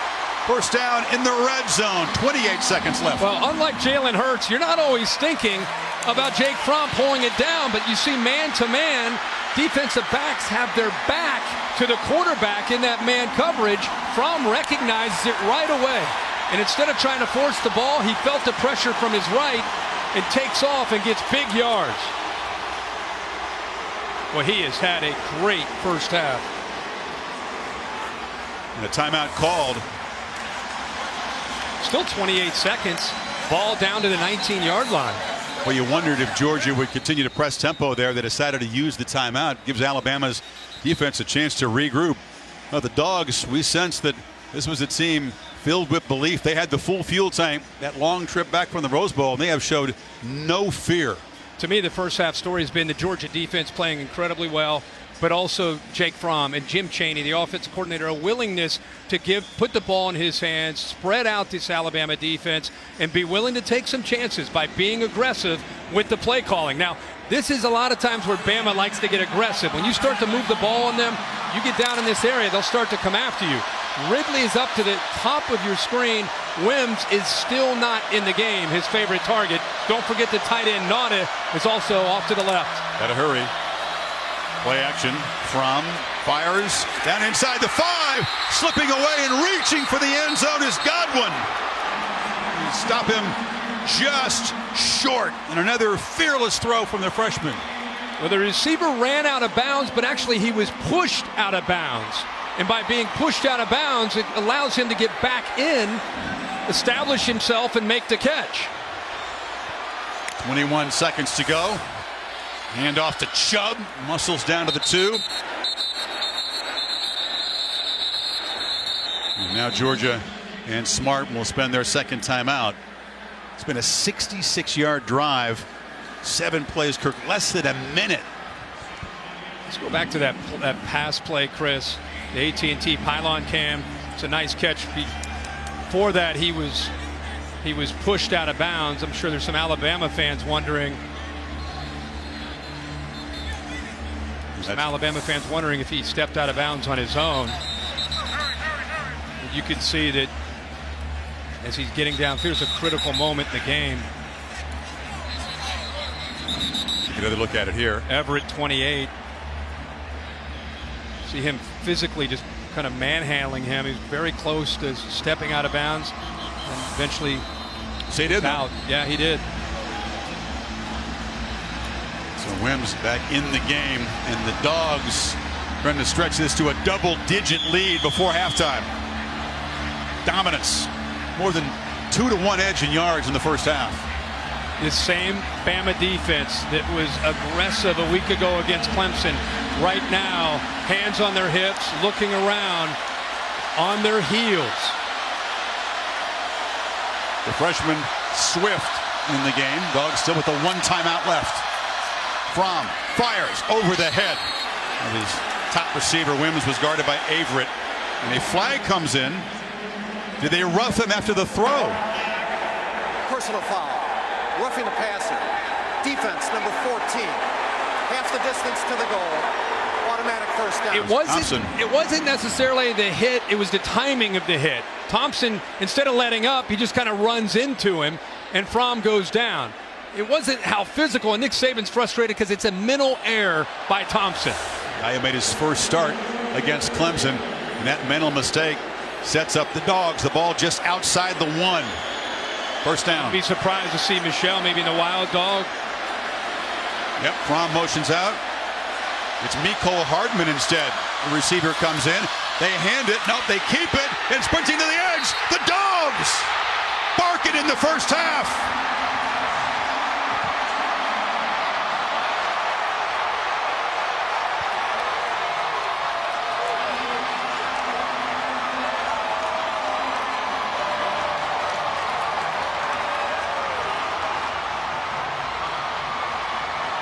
When you play against your former coach, it's all about a couple wrinkles here or there. We all anticipated Michelle. Instead, it's Hardman, who's a high school quarterback, gets the direct snap. 7 seconds in a first half dominated by Georgia. Blankenship makes it 13-0. Little goal line wrinkle, and it works. Yeah, you're going to move Fromm out, and everybody's expecting Michelle to get the ball. But what's great about this is you get the tight end Nauta leading around after the fake to Michelle. And again, a high school quarterback, Hardman knows what to do with the ball. Nauta seals it, and then it's a foot race, and nobody's going to catch Hardman to the corner. And the Dogs are on fire here, up 13 in the first half. Bowman, a very versatile player. He's the returner we've talked about. Run the ball, second rushing touchdown. He was the guy that thought he was going to Bama. Kirby Smart and the staff came over. They flip him to Georgia, and he has hurt the Crimson Tide tonight. And if you haven't seen Georgia play a lot this year, this first half, in my opinion, is kind of a microcosm of the year that Georgia's had offensively with Jake Fromm and the way this offense is played. Now, there's still a long way to go. You and I've called games where it looks like a game is going one way and a half. You come back into the second half, and the game flips completely. So both these coaches known for their adjustments. So a lot of football to be played. And comebacks have been a regular feature of these big championship games. Tide just not able to get anything going offensively except the occasional Jalen Hurts run. Dogs fans are just howling in here. Blankenship's pumped up, and Jacobs has no chance. I just have to keep stepping back and reminding myself and everybody that Jake Fromm is a true freshman. It's not that he's just executing. It's the way he walked into the stadium tonight. It's the way he's played last week in the Rose Bowl when the game was on the line. The composure and the confidence that he plays with is just extraordinary. And it's not just the way he's wired, Chris. I think it's his preparation that he puts in, where it gives him the answers to anything a defense potentially can give him. Very rare to see from a true freshman. Comes off a Rose Bowl when he set his season high in completions. Fromm and the Dogs. It's their turn to roll in the first half. 13-0. And they close it out. Their first national championship in 37 years. Rick and Saban and the Tide come back. AT&T Field pass to Tom Rinaldi. Chris, thank you very much. Under 100 yards offensively, Nick. What do you have to do to change it? Well, we got to do something. I mean, we just can't move the ball effectively. We haven't been able to throw it effectively at all. So, and I don't think it's just all the quarterback. I think it's the whole group. We got to get open. We got to protect better. And, you know, defensively, we're making too many mistakes, especially on third down when we got a chance to get off the field. So, had plenty of chances to stay in the ball game and get things fixed at halftime. Appreciate it. Thank you, Nick. All right, thanks. Let's go to Maria. Thanks so much, Tom. Coach, a huge momentum swing with your last offensive series. What did you see from your offense the last time they took the field? Well, I'm seeing some composure, a little physicality, doing a good job running the ball. You know, they're really big and physical up front, so they're hard to move. But our backs are running hard. The quarterback's making some really good decisions. What's allowed you to get out to a 13-0 lead going into the locker room? Well, I think our defense is getting the ball back for the offense. We got to make better decisions on special teams. We keep hurting ourselves with penalties. Can't do that. All right, thanks for your time. Thanks. Appreciate it. You know, that reaction from Nick Saban makes you wonder if you may see the true freshman backup quarterback behind Hurts, Tua Tagovailoa, maybe get an opportunity in the second half, known as a great passer. Yeah, Hurts 3 of 8, but Harris and Jacobs, the running backs combined, have 20 yards in the first half. It's all Georgia. Stay tuned for the Mercedes-Benz halftime report, halftime performance by Kendrick Lamar, right after these messages. Welcome to the Mercedes-Benz halftime report. Georgia's run nearly twice as many plays as Alabama. Mecole Hardman with the only touchdown of the first half, but the Dogs have been dominant. 13-0 over the Crimson Tide, halftime of the national championship game. Reese Davis, David Pollack, and Desmond Howard here on the Mercedes-Benz halftime report. Third down's been a problem. Alabama's converted only once. It's been a problem in their last 2 losses. Yeah. You wonder if to get something going if Tua Tagovailoa will have to play in the second half, as Herbie mentioned. And Reese, I think that might be the adjustment they may have to make because there are plays there, but Jalen Hurts, he's not making the throws. Georgia's actually just pretty much tell them, listen, we don't think you can throw the ball vertical. We're putting 8 in the box. We're going 1 high safety, and we're daring you to throw the ball vertical, and Jalen Hurts is not making the plays. He had really in the end zone for an open touchdown. The defensive back failed, and he missed him. Any question? Really turned the defensive back around the sideline. He skipped the ball to Ridley. If he can't make those throws, they're going to have to make a switch of quarterback. Any question if Georgia trusts their quarterback? They certainly True do. freshman, 7 throws right off the jump. The biggest, there's 3 to 5 plays that make a difference in the ballgame. The 3rd and 20 to Sony Michel, you get a field goal out of it. How about Alabama? Offsides on their field goal, take it off the board. So a couple plays here or there, but you got to still keep fighting. This game's far from over. The biggest halftime deficit Alabama has faced since the Sugar Bowl loss to Oklahoma. They were down 14 in that one, down 13 in this one. Coming up for the first time ever in the college football playoff, a halftime performance by the great Kendrick Lamar. You'll see it when you come back. Mecca, Atlanta, 2 neighboring states, hungry, battling for that beautiful trophy. About to get real loud, folks. Michelle gets the edge and throws into Alabama territory. The margin of error throughout this game is so slight. Hurts hit and sack. They keep it and sprinting to the edge. The Dogs barking in the first half. The underdog Bulldogs have the lead. Welcome back to the College Football Playoff National Championship game presented by AT&T. And if Georgia can hold this lead, look out, folks. Atlanta's going to come unraveled. Jake Fromm, you talked about him a lot, Kirk, in high school a year ago. Efficient, made the early mistake, the interception. He's been knocked around a bit, but boy, he has been clutch. Well, he has. I think it's, again, combination of a lot of things in that first half. Jim Chaney trusting him, an aggressive play calling, getting the ball out on the perimeter. But look on the other side of the ball. Look what Georgia's done defensively against Alabama and against their running game. They've completely taken their running game out, put the game on the shoulders of Jalen Hurts, which we told you they're going to try to do. The running backs have 26 yards rushing. The running backs, if you take Hurts' running away, and we mentioned the possibility. There's Jalen Hurts, of course, who's 25-2 as a starter. Tagovailoa, who's the true freshman, who can throw the football well, and this game gets to a point where they're not executing at the line of scrimmage and they need to throw. Wouldn't be surprised if he gets a shot. Now you're right, Nick Saban. It would take a lot to pull a guy who's been clutch in his career and has won 25 out of 27 starts, but that's how much they think of the passing skills of Tagovailoa. It is a pretty thing to watch that lefty spin it. So we'll see. Tide get the football first.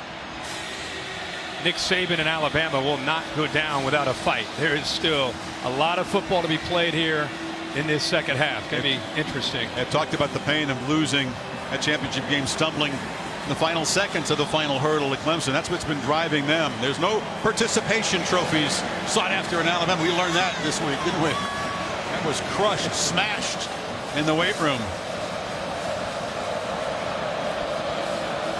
Blankenship, perfect on 2 field goals. He's been knocking his kickoffs deep, and he does so again. Jacobs going to try to make a play from 6 yards deep. And fights across the 20. Capital One pivotal performance now, Kirk. We'll start with what Georgia was able to do late in that first half. 3rd and 10. The only 3rd down on the drive. They kept the drive alive. How about the decision making here by Jake Fromm? Recognizes man-to-man. Not really expecting Fromm to run, and he picks up big yards. And here, working through his progressions. The back shoulder there, gets the ball to Godwin, and then the creativity by Jim Chaney. Get the matchup that they want. Everybody expecting Michelle to get the ball. Instead, it's Hardman going around the corner for the touchdown. And here it is. Tua Tagovailoa, a true freshman from Hawaii, gets the second half start. He keeps it. He's a nifty runner, not quite as powerful as Hurts, but he's in there because he's throwing it. He is known as a distributor, a great passer, a guy who has come in and even though he hasn't played a lot of meaningful snaps, the players believe in him. The players, the receivers especially, really believe that he can make the throws to give them a chance to be more balanced than with Jalen Hurts in there.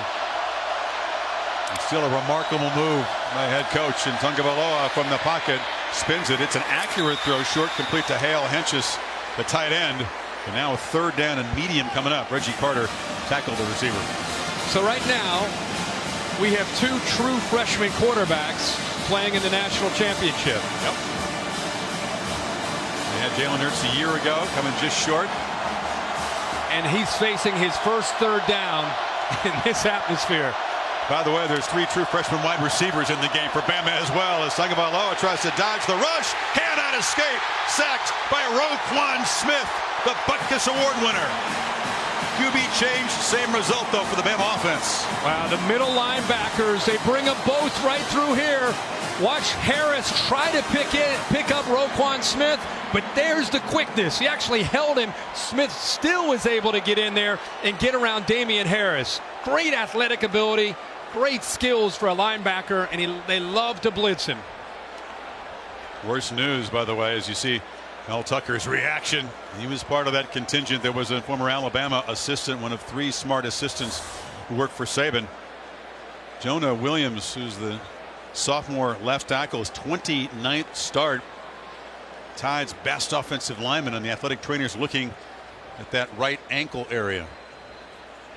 Let's go down to Tom. Chris, as you see Jonah Williams down on the field, as we talked about, it was supposed to be a developmental year for Tua Tagovailoa, but we see him in there. We've seen him in practice, and you talk to this staff, Chris, you heard it, so did Herbie. They praise the way he throws the football. A sensational recruit out of Hawaii, somebody that Trent Dilfer at the Elite 11 level labeled as the best quarterback prospect he'd ever seen at that level.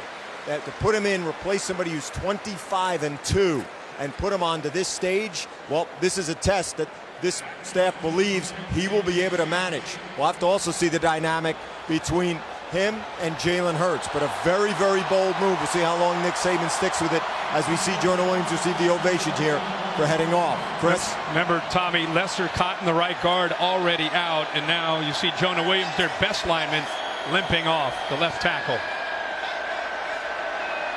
4th 3 and out for Bama. Hardman standing at his 30. One of the bright spots for Alabama so far, the punting of Scott.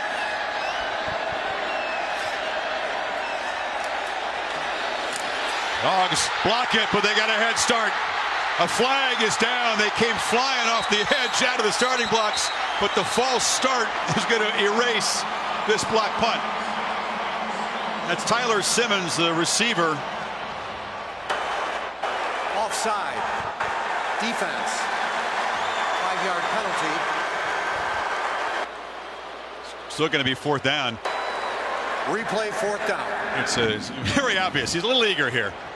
That's a great look at it. He started off on the gunner, came down. Did he cross? Wow, that was really, really close. He was behind the line of scrimmage and definitely got a running start. Take another look to see if he actually got in the neutral zone. What a huge call. Scott is methodical. He's had 3 punts blocked in his career. When he gets them off, he typically booms them. And now Hardman has a crease. Nico Hardman is knocked down. That was a very tough tackle on the coverage team by Cam Sims, the receiver, to prevent a really big return. Hey, Chris, I think Bama may have moved with both Holcomb and Sims before the Georgia player. As he's moving there's movement.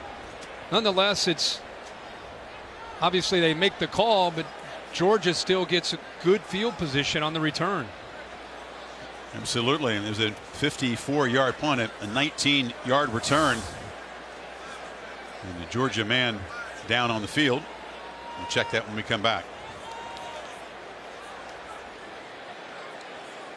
So let's take another look. Simmons got a fast start curve. There was a region. Watch the Alabama punt team. The up end flinching. I think he reads Sims 17. Right there, that movement by 17 triggered him. He hesitated. He still gets in and blocks the punt. Could have been a false start. Yeah. Not a reviewable play, though. Bad break for the Dogs. They still have it at their 36, up 13.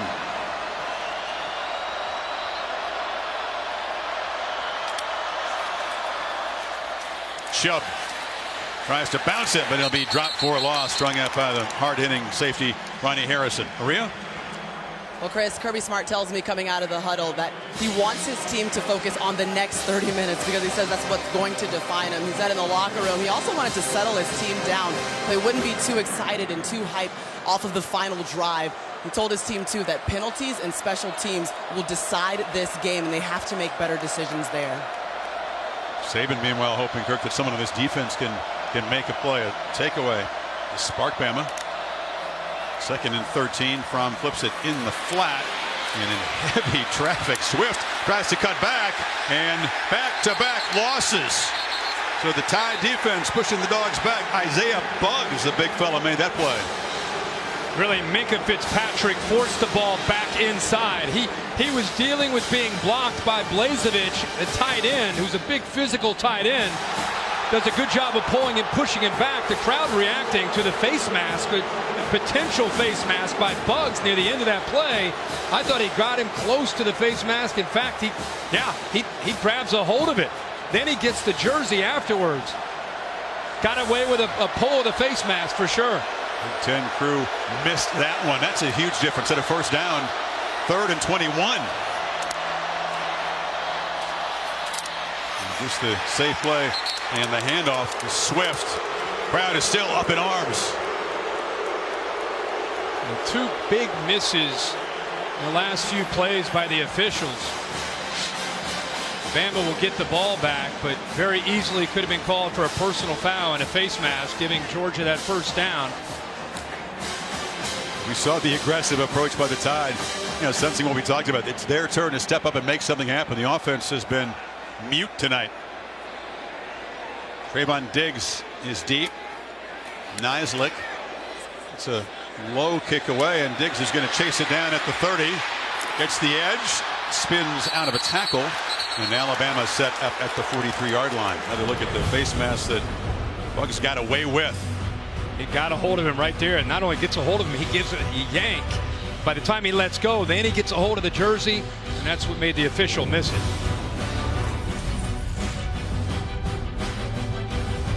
Possession. Let's go to Tom Rinaldi. Well, Jonah Williams still being tended to in the medical tent right now. The left tackle, the sophomore from California. We talked about Lester Cotton already suffering an injury. Take a look at what happens here to Jonah. You see him get clearly rolled up on from behind by Roquan, and as a result, he's still being tended to lower leg injury, still being evaluated. His return guys right now questionable, but guy that's got to protect that side, a huge position and a huge ask right now for his replacement. A huge body, Alex Leatherwood, but no experience over there. Freshman. They're all over the place in this field tonight. Vangavaloa, play action, steps up, spins it downfield to Ridley, just over his hands. Still trying for that chunk play. Parrish in coverage, just overthrown. Love the call by Brian Dable on 1st and 10. Watch Georgia attack the run in the play action. Now you've got Ridley one-on-one to get to the middle of the field. There's not a safety in the middle. It's Ridley by himself. Put the ball up in the air and let Ridley run under it. Great call. Just missed a touchdown for the Crimson Tide. But a good call by Dable. They've had some close calls on big plays. That's that flea flicker against Clemson. But more of a threat with him in there at quarterback. Tagovailoa steps up. Now looks to escape. Cuts it back. Flag is down very late in the play. About a 4-yard gain. Back in the offensive line area.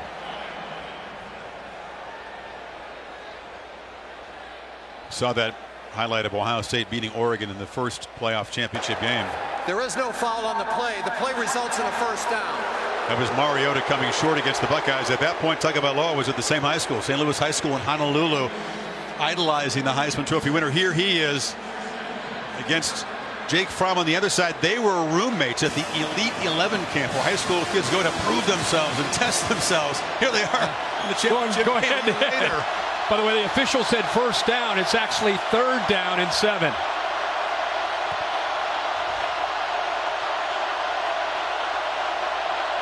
Look at that left tackle, true freshman.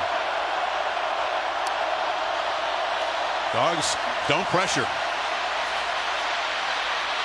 Tagovailoa has all night hit hard, spinning around, trying to escape and create, and now he's in the clear. The freshman shows some toughness, creating a desperately needed 3rd down conversion. Georgia plays man under with 2 deep. He has all day. Quarterback's actually much more mobile. Tagovailoa much more mobile, but also strong. Low center of gravity, gets out of there and picks up the first down. Bama in Georgia territory at the 44. First down throw, a slant, high, caught. Robert Foster, the senior, just his 12th of the season. Young kid feeling it. Dominique Sanders, the safety, cheating down again. 1st and 10. What's Alabama been doing all night? Running the ball. Safety's down, loading the box. Bama throws right behind him. Screen, Ruggs, true freshman to true freshman, and he busts down inside the 20. It's near the marker. Well, just a different feel from Alabama right now. Brian Dable, it's like he's been put in a much different position as a play caller now. Much more aggressive with Tagovailoa in there because of the ability to get the ball out quickly. 2nd and 1, throwing again. Slant, low, and it's Ruggs, the freshman, going down again. 1st and goal, Alabama. This is what a lot of Alabama fans have talked about, the possibility of Tagovailoa someday maybe getting an opportunity. What it's done, Chris, because of the play calling, boy, it's changed the energy and the attitude from that Georgia defense. Got to execute down here. They need 6.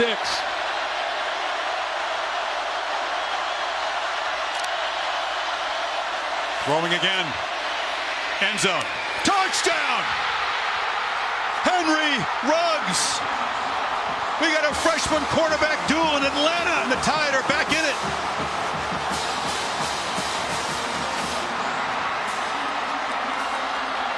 Where does that come from, Kirk? You're in high school a year ago. You haven't played a meaningful snap all year. Season. You're mopping up all year. You come in down 13, hostile crowd, 7 plays, 56 yards, 5 of 6 on the drive, and a touchdown to Ruggs.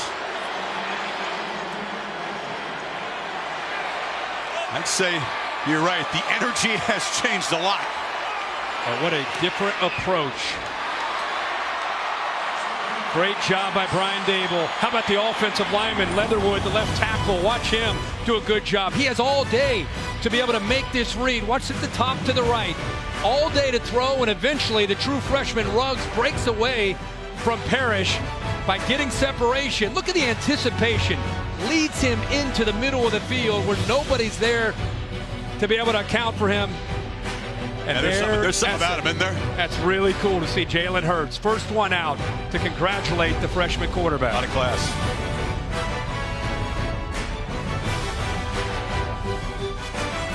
proud to be a part of the team that comes together to do good by contributing to participating universities' general scholarship funds for each field goal and extra point kick. Today, Allstate has contributed millions in scholarship funds. So Nick Saban takes one of those Saban risks. Yeah, the offense was struggling, but Jalen Hurts is a guy that is 25-2 as a starter.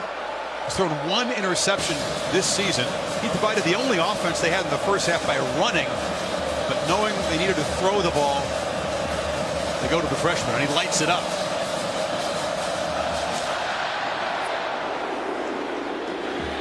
Hardman will bring it out. Nicole Hardman knocked down at the 6-yard line. Now that drive was 7 plays and 56 yards. Tagovailoa on 3rd and 7. We cannot forget about that play right there. With that extra effort and the strength in his legs, picks up the first down, and then after that they went tempo. Really sensing some urgency. Back-to-back throws, and then the last one to Ruggs in the back of the end zone as he pulls away from Parrish. Tagovailoa in complete control and command, and this sets up an big drive for Georgia. And after that return, they're pinned back deep in their own territory because Alabama's defense is fired up. Hardman could have left it there. Chose to bring it out, paid the price. Tide were flying down. Play action on 1st down. As Fromm is trusted to make a throw, backed up, and Godwin makes the catch and moves the sticks. I mean, are these guys really true freshmen? How good is this? How good is this? Fromm gets back there. You're thinking, okay, crowd's back into the game. Crowd's favoring Alabama. They're going to settle it down, maybe get a little conservative. Be careful.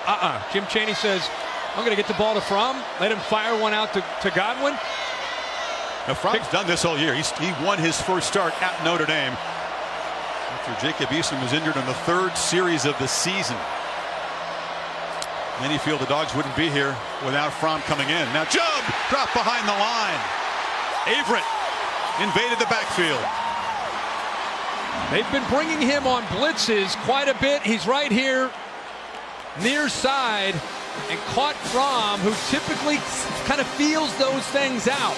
They disguised it incredibly well, did not tip their hand, and it allowed Averett to be able to get in there and be involved in being able to push Georgia back for an 8-yard loss. It's a couple times you spotted Averett in particular fooling Fromm.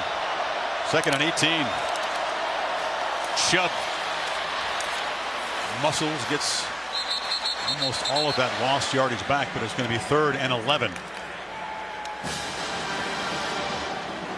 Prodigies, guys with a rare mental gift to go with the physical abilities. You're seeing this guy who's getting his first taste of meaningful action, and Fromm's really been doing it all season. Sure has. But a big key coming into this game. It's so much talk about the running game. The quarterbacks not only hitting big plays, avoiding the disastrous play. 3rd down right here for Fromm. Delivers under pressure. Downfield. Caught. Hardman. A foot race. Escapes and scores.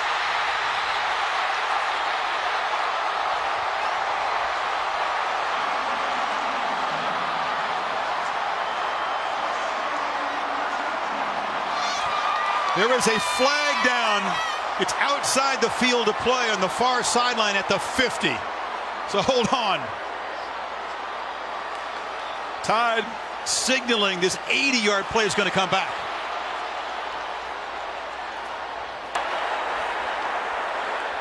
Sideline interference penalty against Georgia. It's enforced 15 yards on the kickoff. That's a sigh of relief from Kirby Smart. That's kind of the one penalty on Georgia that wouldn't have nullified the touchdown. And Fromm chucks it deep. Hardman beats his man, and Georgia answers the Tide's first touchdown.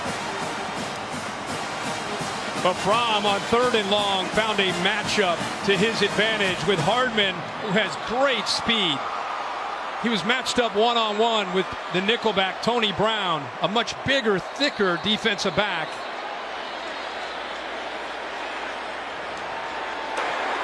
The ruling on the field of a touchdown is under further review. So Tom Kissinger will take a look. The first couple of reviews have gone Georgia's way. Plays have stood. You know, Boy. again, I think an Alabama defender kept one foot in bounds. Now, did the heel hit out of bounds? The left heel was very, very close. That's the only time he came close to going out, is after he has contact right there with the right foot. When he lands this left foot, as he comes down right there, you can't see it. Brown blocked that view. Here's the best look we have. Yeah, it's the best. Is there green between the heel and the sideline? Boy, it looks like he's on the line. If you can't see any green, got to be ruled out of bounds. But is it enough? Is it enough to overturn the play? We'll bring in Dave Kataya. First really controversial review of this game, Dave. Well, what you have here. After review, the ruling on the field stands as called. It's a touchdown. Not confirmed, but stands. Dave. I have to agree with that because it's close. He looks like he's out of bounds, but it's not 100%. I have to agree with the replay official. An inch difference. It sure looked like he was out of bounds to me, but maybe they couldn't confirm that. Yeah, I didn't see any green between the heel and the line, but you couldn't emphatically see that it hit the white either.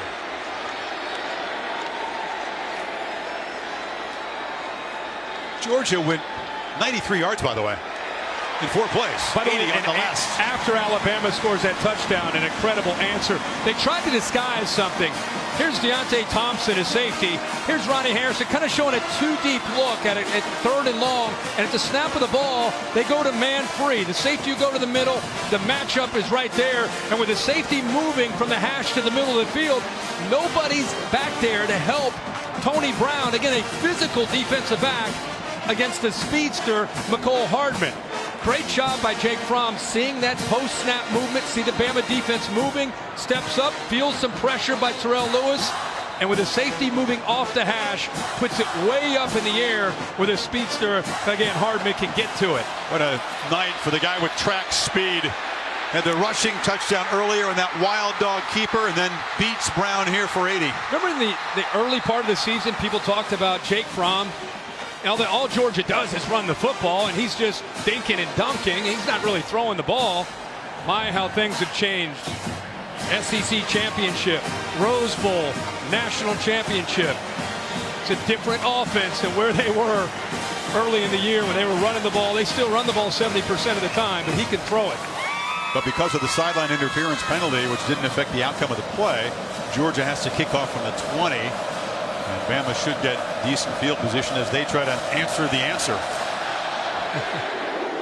Blankenship still boots it down to the 5-yard line. Jacobs. You can hear the pads pop. They didn't get good field position. Dogs flew down. Shane Beamer's special teams tackle him at the 23. And we saw Tua Tagovailoa last time they had the ball. An amazing drive, such poise, such accuracy, quick decisions, ball out of his hands quickly. Let's see how he does here. Let's see if Kirby Smart, after now really seeing him, what they can do to try to make adjustments. Hurts is being a great teammate, Kirk. You know, you were involved in a quarterback. So he's got to be dying inside. Yeah, he's 25-2 as a starter. Thing we got to keep reminding is the right guard Lester Cotton is out. Jonah Williams, their best offensive lineman, a left tackle out. Alex Leatherwood is in at that left tackle spot. Last drive did a great job. It's Ridley in motion. Tagovailoa looked that direction. Steps up. He takes his shot downfield. Diving attempts. It's incomplete.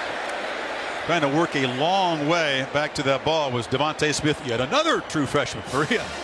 Well, Chris, after Tua Tagovailoa led a touchdown drive, Mel Tucker, Georgia's defensive coordinator, encouraged his defense. We are fine. Keep chopping. Then he reassured them that all they have to do is stick to their fundamentals. Just because the quarterback changes doesn't mean you change. And they said when he takes off running, look to strip the ball out of his hands.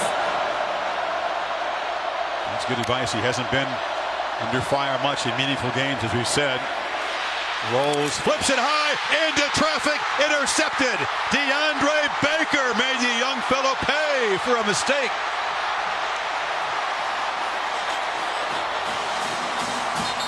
He forced it. There's a flag down on the far side. Yeah, he forced the ball here.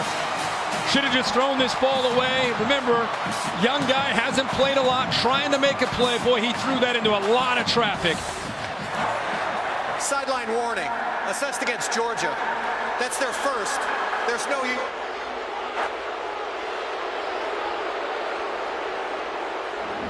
So again, the snap was sort of high, disrupted the timing. Here's the pick. Look at Baker keeping his eyes on the quarterback in great position on Ridley. Tagovailoa tries to get it in there. Intercepted by Baker. Aaron Davis there as well. Bulldogs catch a break. Let's see if they can capitalize when we come back.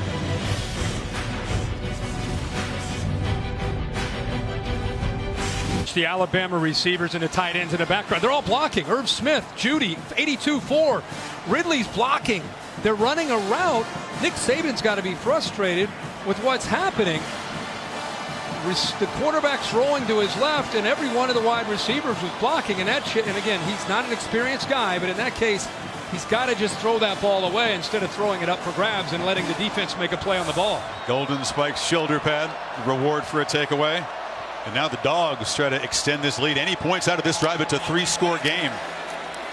Fromm again trusted to throw on first down. Batted in the air, picked off. The Tide respond. Raekwon Davis. It's another big man interception by Bama. And they're at the 40. You know, Payne didn't come up with the interception, but he was involved in causing it. This is a crazy play. Payne gets in. The ball bounces off Deshaun Hand and it goes up into the air. And how about the athletic ability by Davis at 6'7"? Here's pressure right here. You'll see Hand right here get involved as well. The ball will bounce off of him. So there's Payne getting inside penetration. The ball is thrown, bounces off the helmet of Hand, up into the air, and Davis with those long arms comes up with the big interception. Tagovailoa still in the game. We've talked all night, Kirk, about risk reward. We've seen the reward of these talented freshmen making big plays. There's the risk. Back to back. Last two plays.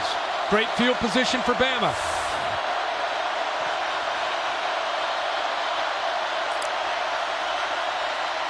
Tagovailoa pressured, flushed, has space, and unable to escape. Roquan Smith, but got 9. He is a special player. He is going to grow up to be just a very balanced. You think of him, and we hear so much about his passing, what we've seen tonight. You better not sleep on his ability to create and scramble and take off and run. That was a quick 9 yards. Harris barrels forward. They move the sticks. That interception, by the way, Kirk, you go back to Saban coach Bama teams in championship games. That was their first turnover after 376 snaps in a championship game without a turnover. Incredible. And the 25, first down. Tua, pressured, delivers to the end zone. And in a diving attempt, Sims couldn't come up with it. You know, all these vertical shots from Tagovailoa not only gives you the threat of making a big play, it can open up the running game because those linebackers and safeties now, instead of coming downhill, they're now retreating. And Bellamy almost gets to him, but he's able to get that ball off. So keep that in mind as we're watching a lot of passing.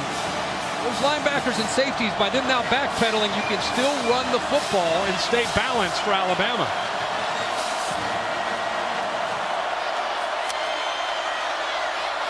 Tagovailoa flips it over the middle. Ridley bobbled, incomplete. It was a low throw, tried to make a circus catch, but he knocked it up into dangerous area. Third down. And as much as they try to get Tagovailoa in with the ones in practice, you know, just a little thing, the timing. He does a good job of actually baiting that defensive line.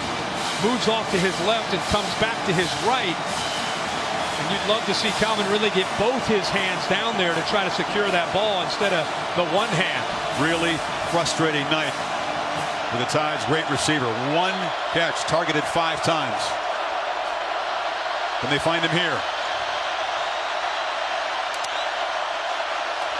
Tagovailoa, chase, delivers, incomplete.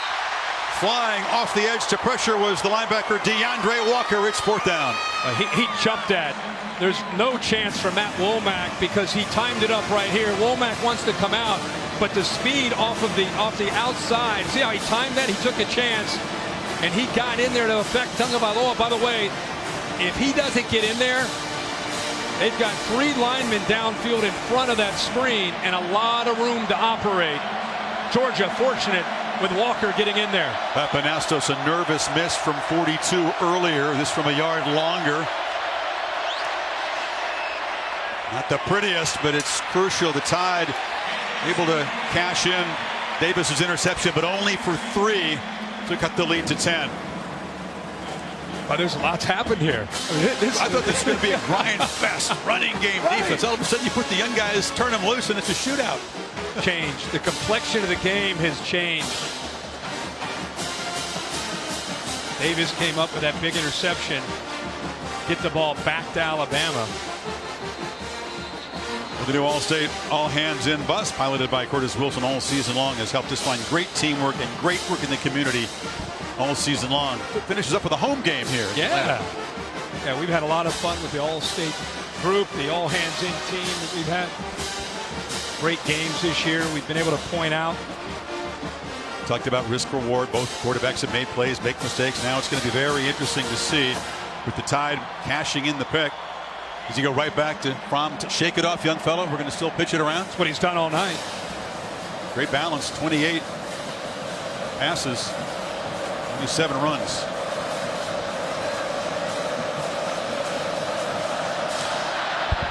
Scott boots this one deep again. Hardman chose to bring it out last time. Doesn't make the same mistake twice. Well, both Saban, Kirby Smart, we're talking about the changing times in college football. Back in the old days, you just didn't see true freshmen playing prominent roles, much less true freshman quarterbacks. Jamel Holloway, 1985, who was a great player, but the game has changed so much, and the quarterback play with the Elite 11, the quarterback coaches. Unsportsmanlike conduct, number 48 on Alabama. That's a 15-yard penalty, and that's number 48's first unsportsmanlike foul of the game. Nicky Brown, the linebacker on special teams. Yeah, he lost his cool, ended up punching a Georgia player. Just went right after him. Right there. Lucky he didn't get thrown out of the game. Went after Walter Grant. Talk about the importance of yards, field position. 15 on that penalty. Moves Georgia to the 40. That's how you get taken out of the game and don't get a chance to get back out there. Oh, wow. They'll self-police over there, won't they? Yeah. Chubb turns for about 5 from throwing just his 6th interception of the season and last possession on the carom. Think about what's going into this game. Alabama, the pain of having a trophy ripped away from them in the final second by Clemson last year. They've stewed about it all season long and unable to impose themselves on Georgia here. And temper's boiling over. Backup linebacker.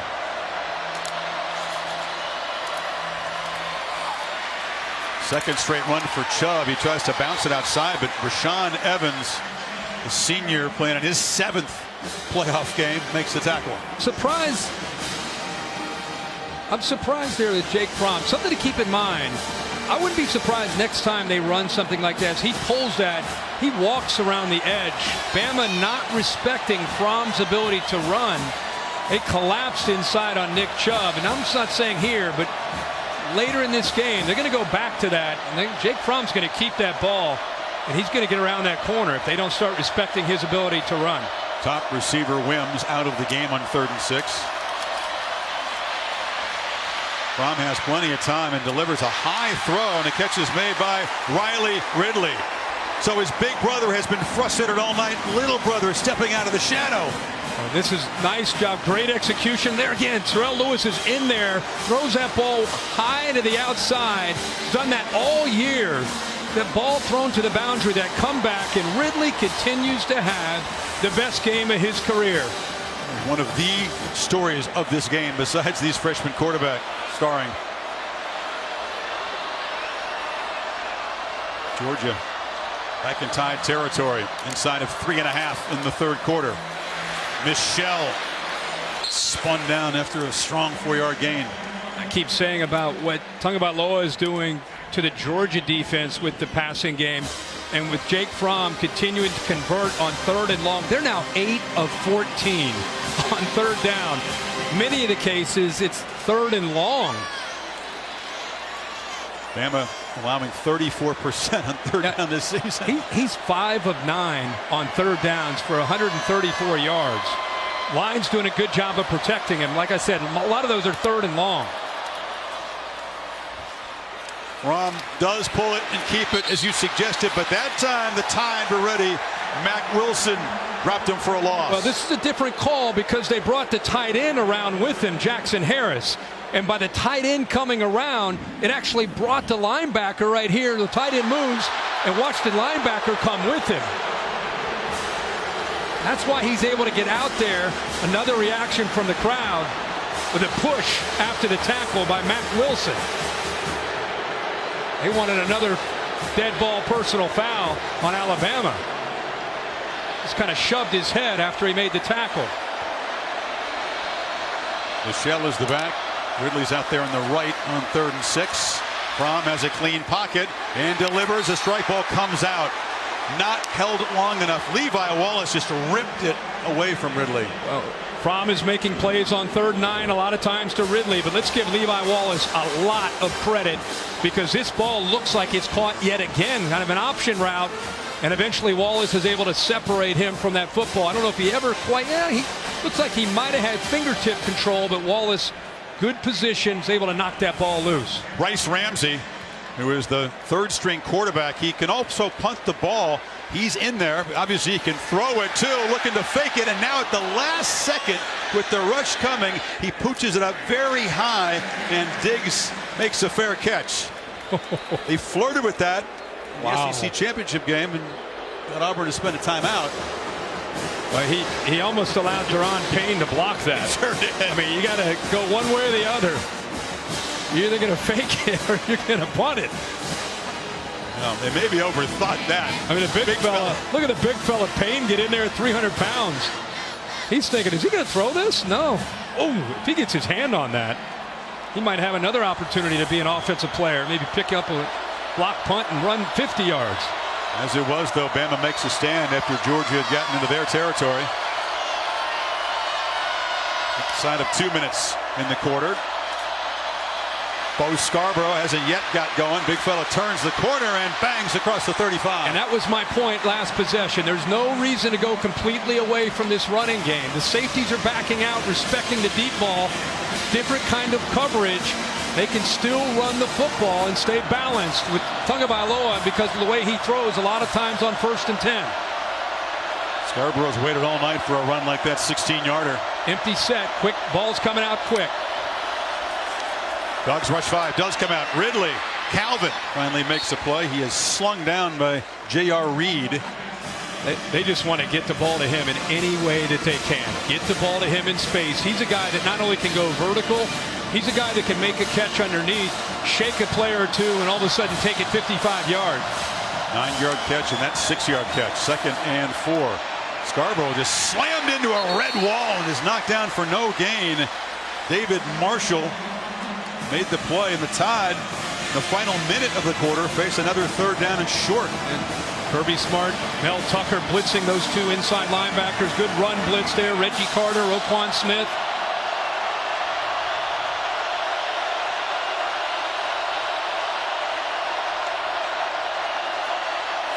Late pressure. Tagovailoa throws it out there. It's caught, but Roquan Smith knocks down Scarborough. Just like he made that big play against Oklahoma in the Rose Bowl. It's 4th down. He's in man-to-man. You're going to see a receiver come here. Watch his vision. He gets behind, potentially getting picked. They try to pick him right there. He goes deep to get behind it. Then he comes downhill and keeps Scarborough short of the 1st down. Roquan Smith, we're approaching 250 career tackles. The Butkus Award winner. What a player. So special.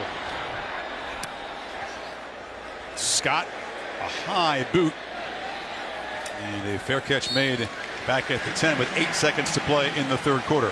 Tom, what do you have? Chris, a potentially serious situation here. They're bringing the medical out. Kyrie McDonald, the freshman defensive back, has collapsed in the Bama sideline of the bench area, surrounded by all the members of their training staff right now. They're bringing a stretcher out for him. They have him on his side, ice-soaked towels around him.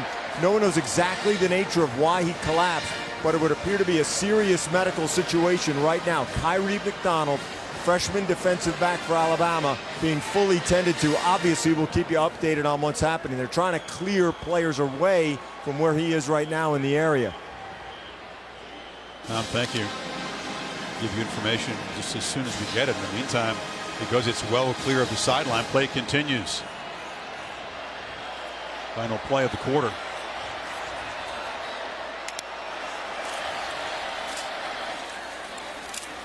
Michelle muscles. Alabama outscored Georgia in the third 10-7. But it's still the dogs, the underdogs, up double digits headed to the fourth quarter, trying to end a championship drought of almost 4 decades. You're watching the College Football Playoff National Championship game presented by AT&T on ESPN.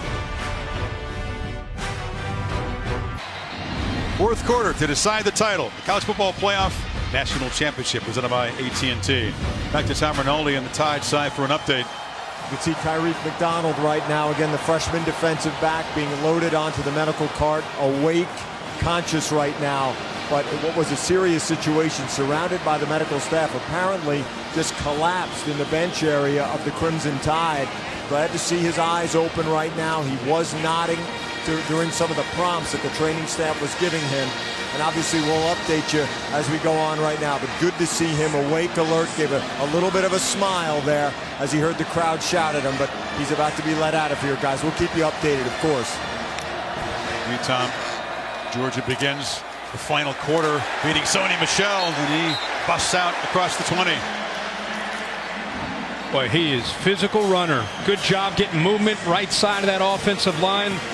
Freshman right guard Ben Cleveland's able to come down, help on the nose, and climb up to the linebacker. And again, with Sony Michel, he doesn't need much of a crease to be able to shoot through there, lower his shoulder, and pick up big yards.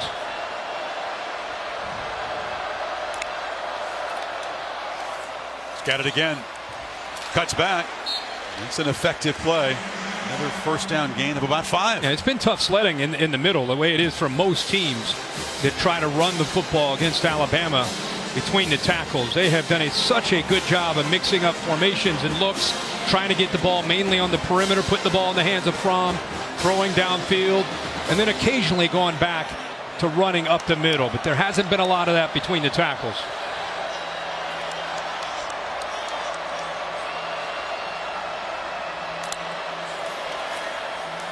Run between the tackles again, and Michel busts loose across the 40, and the Dogs are just driving it right at Bama. Watch the left side of this offensive line. Isaiah Wynn, left 77, Baker. I love how Wynn, who's a former guard, has such a comfortable feel to him and being able to come down and help once it's secured on the defensive lineman. Patiently works up to that linebacker, and when you're getting movement on Alabama at the defensive line spot, you're going to get a chance to get some big yards running the football. It's just rare to see. The drive all Sony so far, but he steps out and Chubb spells him and powers up the middle. This has to be eating Saban and Pruitt alive at 10-point deficit. They can't stop the middle run game. And a little bit of a change there by Nick Saban and Jeremy Pruitt. They try to stunt, just trying some movement. That time they moved himself out of the hole and gave Nick Chubb even more room to work. This is what Georgia's done to defenses most of the year, is get them into the fourth quarter and try to start to lean on them even more and wear them down. Chubb again. You know, Georgia's only played 2 close games. The come from behind victory at Notre Dame in game 2, the late game winning field goal, and that rally against Oklahoma from 17 down. They are devastating in this position, though. Absolutely. It's where they've been, with the exception of the trip to Jordan-Hare. Their third down has been a strength tonight for Georgia, 8 of 15. Chubb motions back in. 3 receivers to the right. Fromm pressured, sacked. Right up the middle was Raekwon Davis, who made the pick, and now that drive killer. Great coverage downfield. Fromm had nowhere to go with the ball. They matched up well with their matchup zone. Turns into man-to-man principles. Davis is right here, gets a good push. He's so long, so athletic in the inside. See how he's able to just get off of Ben Cleveland using his hands and quickness. Nisley timed the punt as the Tide peel back to set up a return. A very low pick. And it's going to be fielded there by Trayvon Diggs, who's tackled immediately. So Raekwon Davis trying to single-handedly on that defensive side bring the Tide back in it. Yeah, the interception led to a field goal, and Sack has given the ball back to the Tide offense. The Tide led by 10 at this point in the game. Back and forth in a great fourth quarter. Clemson got him. Watson to Renfro with a second to go. Now they are down 10, but Georgia fans hardly comfortable. Eerily similar storyline to the classic SEC championship game. Dogs led by 11 in the third. McCarron, Cooper put him up, and then Georgia drove down and fell one play, a couple seconds short. To continue with the theme, true freshman Najee Harris is in the game. And he makes a big play, and Harris, it's nothing but freshmen running around out here, Kurt. It's also a good job by this offensive line, pulling around both their guards, Pierce Baker, Hasenauer. Both young linemen be able to pull around there, especially the right guard there who's in for Lester Cotton. And Najee Harris is a big back, but he has great speed if he can get out in the open field. Been a frustrating night for Damian Harris, their leader, no relation. And Najee getting a turn. That time they fake it to him. Tagovailoa has lots of time and a big cushion for Cam Sims, who makes the catch. Still fighting, spinning, takes a big shot at the 46 from Trenton Thompson. They move the chains. Trent Thompson chasing that play down. Has good speed for a big guy, and he's able to catch up to Sims, who turns back into the play right there. Boom. All move to the 46. Get it at quick. Foster, 2 blocks on the edge. And they move the ball into the Dogs' territory. What just a different feel with Tagovailoa. They're stretching this defense vertically, horizontally. If you're just tuning in, Jalen Hurts, who's 25-2 as a starter, struggled in the first half. Alabama not doing anything offensively. Nick Saban rolls the dice. You see Sims after that hit checking out. Puts in a true freshman. Hasn't played any meaningful snaps all year, and it's kind of sparked this Alabama offense. And now Harris is the 4 tailback. Bounces it. Najee Harris in the clear, a powerful run, still battling and slung out inside the 10 by Roquan Smith. What a great block by Jerry Jeudy. Watch number 4 in the crack block. Boom, right there on Aaron Davis. Set, got the edge. And as I said, you see Najee Harris, how big he is. You think of him as a power back, but pretty nifty, able to keep his feet and his balance, and Alabama's in business. 36 yards. Got it again, feeding the hot hand. Little hesitation, and earns about 3. So many guys stepping up that we don't expect to see on the massive stage because of their inexperience. Remember we talked about Georgia had to go all the way out to the West Coast and play in a game of double overtime. They had to fly back. How much did the wear and tear take a toll on them? Alabama played a game late against Clemson. What kind of toll would it take on them? Fourth quarter now. Tagovailoa pump fake for the end zone. Jeudy just over his fingertips. The flip side, though, is Bama hasn't been able to really work on this defense, soften them up. That's only the 51st play tonight. Yeah, but I'm just looking out there and I'm watching both teams kind of hands on their hips a little bit. This tempo is very, very tough to prepare for both teams because you really can't simulate that in practice. Got a lot of speed. See if they can try to isolate their big target, Calvin Ridley, who will be at the bottom. Yeah, he's the veteran. 3 freshman wide receivers in there for the true freshman quarterback. And now Georgia said they're going to spend a timeout. So 3rd and 8 as the Tide try to cut into this 10-point lead. Inside of 10 to play. It's Blimpworthy, Goodyear official sponsor of the College Football Playoff. Downtown Atlanta. Big wheel keep on turning.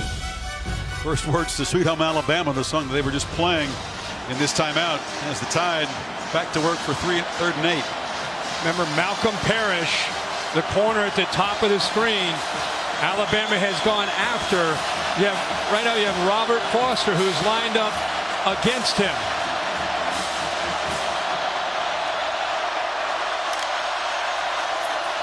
from the pocket. Tagovailoa to the end zone. Incomplete. Skying up. Trying to make the catch was Judy. Dominic Sanders. Tremendous effort. Chris, he has the ball. It's just a matter of does he have possession while his feet are down. Sanders intercepts the ball. Let's see. Take a look at his feet. Whoa! The ball went in the air. He had the ball against his leg, and then it went up in the air after his feet were up. Check the AT&T pylon cam. Georgia fans are hardly neutral on this call. I think you're spot on, Kirk. Ball bounces up in the air. He had it against his thigh, and then he jumped into the air after he was in bounds. Watch the ball right there. Yep. That's what they're going to take a peek at to see if he lost possession of the ball. To me, he didn't secure it until he was in the air and then landed over the end line. Great effort, by the way. Tremendous. By the veteran who's played as much football as anybody in the country. Risky throw in the end zone. Tagovailoa trying to find Judy. Prior to the expiration of the play clock, the officials were notified that the previous play is under further review. So they'll check that out just to make sure Sanders did not have control. Good look at Mel Tucker, the defensive coordinator from Georgia, with Sanders. There's a lot in the line for Sanders because he's got 16 interceptions. It ties Jake Scott and Bakari Rambo for the Georgia record.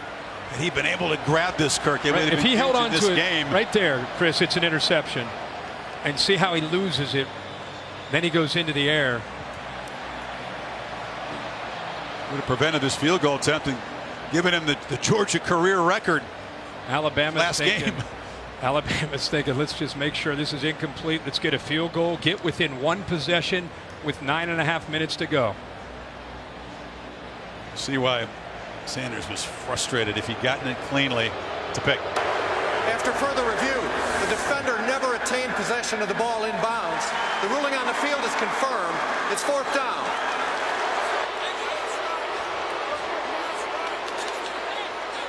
So now Papanastos, who missed early, 40. They went from 43. This is just a 30-yarder to make it a one-score game.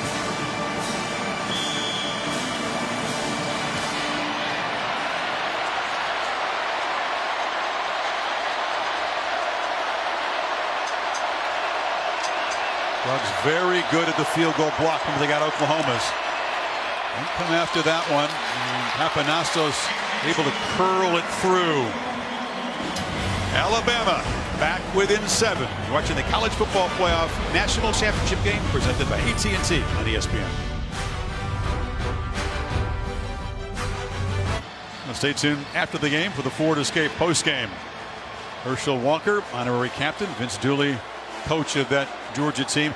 Really the only true national championship team for Georgia in 1980. They had one in 1942, Kirk, but the computers voted on it. No human poll picked Georgia. They liked Ohio State. How cool is that to see Herschel Walker and Vince Dooley sitting here in Atlanta looking out over this field watching the Bulldogs play for the national championship?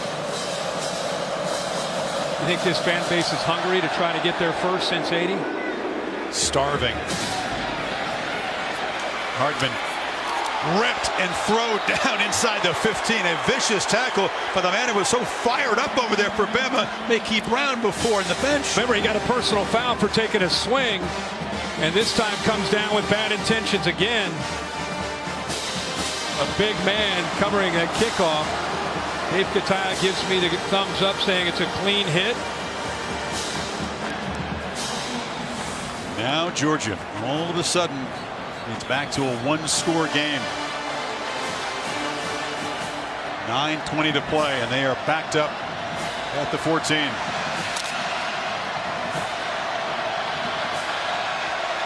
And the Tide folks trying to make it tough as Fromm motions out. It's Chubb in the wild dog. Takes off. Fairly predictable, and the Tide flowed to the right, dropped him for a loss. These two freshman quarterback, Tagovailoa, coming on at halftime for Jalen Hurts, who wasn't hurt. Saban just making the decision to go for the young guy to spark the offense. You see true freshmen not just to quarterbacks, but we've been saying true freshmen a lot tonight. Alabama's leading rusher and leading receiver are both true freshmen. Seeing the quarterbacks playing and seeing a lot of linemen in this game that are young true freshmen. Georgia's got one in there. DeAndre Swift in the slot to the left. And it's Hardman who's had a big night on the end around. They don't contain him at the edge. That'll drive Pruitt crazy. How do you beat Alabama? Since Nick Saban's really gotten Alabama going in 08, you go back over the years and you think of the Johnny Manziels, and Ole Miss has been able to do it, and very few teams. Auburn's had some opportunities. Clemson, of course, with Deshaun Watson. If you don't have a quarterback like Deshaun Watson, you've got to have players like Hardman who can get out on the perimeter and try to find some opportunities to get in space and accelerate upfield. That's what they've done tonight. Dogs need 2 to prolong the drive and chew on some clock. Hardman again. This was the look that scored the touchdown. This time they give it to Michelle up the middle and nothing doing. The Tide rise up and stop him a yard short. 4th down. Davis and Payne clogged the middle. Yeah, that was all Deron Payne in the middle, being able to get off of his block. Watch 94 here in a critical moment in this game. You wonder if Hardman's going to fake and go around the corner the way he did last time. Watch Payne in the middle, get off of 2 blocks and hold his point and push Hardman back into that backfield short of the 1st down. Big time play by 94. He made a couple of them in that win over Clemson. You recall the interception that set up his own touchdown reception. Nisley. He was at Columbia a year ago. Boots it deep. Diggs dancing around, slithers free for a short return out to the 35. Bama has battled back within 7. 7:10 to play.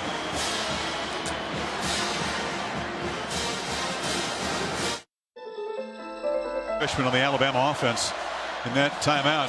Jalen Hurts, a freshman last year, had his helmet off, and it was a year ago he was in this position trying to bring the Tide back from a deficit against Clemson. He did it before Deshaun Watson worked his magic.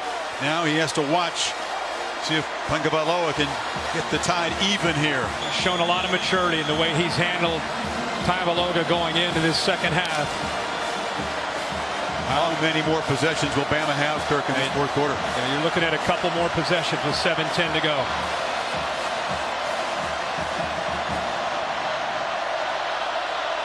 Damian Harris comes in motion. Tagovailoa fakes the run, and now he's going to flip it to Harris in the flat. Makes a man miss, and Damian Harris, after a frustrating night, spins across the 50 into Georgia territory. You know, of all the backs that they have, he reminds me the most of a Mark Ingram type of back. Good action, threatening him downfield with the action from Tagovailoa, and then it's just getting the ball out to Harris out in space where he can make some people miss. Tagovailoa takes off, holding him up briefly there was DeAndre Walker before the D-line could clean him up. This is a real test of this defense. Great play on the right side by Thompson, 78. He gets off right there. They're reading him. And then the real play is by Walker, forcing him back inside. Good job on that right side. Deep. This is the 15th game for Georgia, 14th for Alabama. Dogs had to spend a lot more energy in the semifinal and make a long trip back. And they hold on. Play action. Tagovailoa has to escape and fired on the sidelines into the bench under heavy pressure from Thompson. Good job. Remember, he threw one into coverage earlier that was intercepted. This time, a lot of pressure. He gets hit hard after he throws his football, but at least he threw it away where nobody could make a catch, and now it's 3rd down and long. Tide continue to struggle in these championship games on 3rd down. 4 of 26 combined in the last 2 championship games. They need 9. They have 2 plays to get it. Tagovailoa, a downfield shot, and here comes a flag. A battle on the edge between Parrish and freshman Devontae Smith.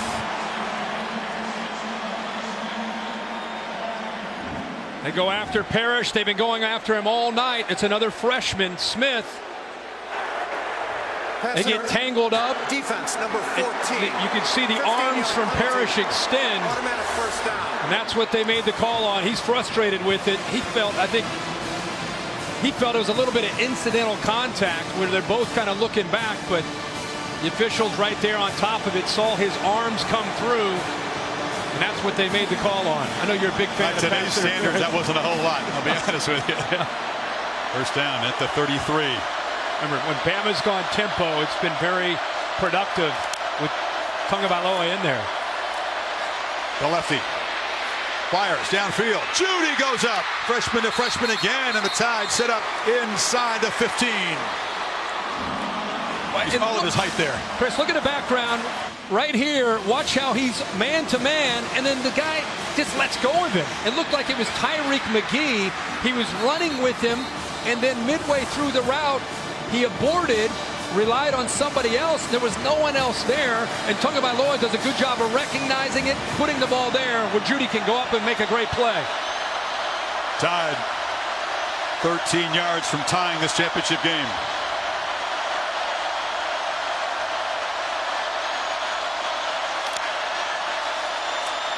They pick up the pressure. End zone throw. Leaping catch. No, incomplete. Again, full extension by Calvin Ridley. And DeAndre Baker wins that battle. Chris, that's good against good. That's a Todd McShay, Mel Kiper video replay right there. This is two guys that will be potentially first rounders next year. Baker is stride for stride. The ball is thrown perfectly to give Ridley a chance at the ball. Baker brings his right hand through to knock that ball away in the AT&T pylon cam, giving us a great view. It was that late swipe. Right at the last second. For Baker. Keeper. Tagovailoa cuts it back. He's shifty. Down to the 6. They got a nice push. Short. Got a nice push there from Pierce Baker, 71. He was going to be maybe stopped at about the 8 or 9 yard line, and Pierce Baker pushing him, which is legal now in college football, all the way up to about the 6 yard line. Final 5 minutes and counting. 3rd and 3. Ridley to the far right.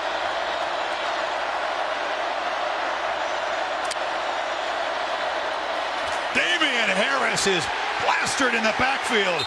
Trenton Thompson is having a game tonight. 4th down. Boy, Thompson has that ability to slip through, puts Nick Saban and Brian Dable in an interesting position. Nick Saban's been going for it a lot this year on 4th down. 14 of 17 on the year. 1 and 4 in their loss at Auburn. It's a big play here for Brian Dable.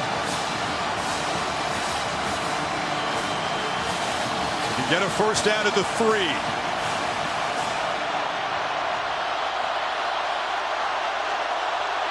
Play clock at 5. Does he see it? Timeout. He did not see the play clock, and you can excuse the true freshman for not being aware. Saban, however, charged down and spent the timeout. And the reason that's significant is, of course, you need to get the timeout. He's a freshman. I understand that. But if you go for it here and you come up short, you still have Georgia pinned inside the 6 yard line, and you've got 3 timeouts remaining. They're going to run the ball more than likely, make you use your timeouts, and you're going to get the ball back around midfield with a chance to go to work. Now you have to spend the timeout. Now it makes it a little bit different if you come up short here, as far as the clock is concerned. Again, Brian Dable has been 18 years out of college football. I've seen a college game until the opener in this building against Florida State, making this big play call. Was a GA for Nick Saban at Michigan State. You've got Najee Harris, the true freshman, trotting out to stand to the left of the freshman quarterback. They get a first down at the 3.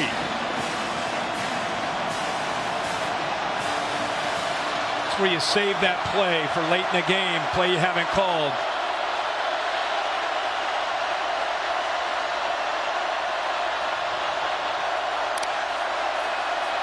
Tagovailoa, plenty of time, surveying the field, fires end zone, touchdown! Calvin Ridley finally makes an impact.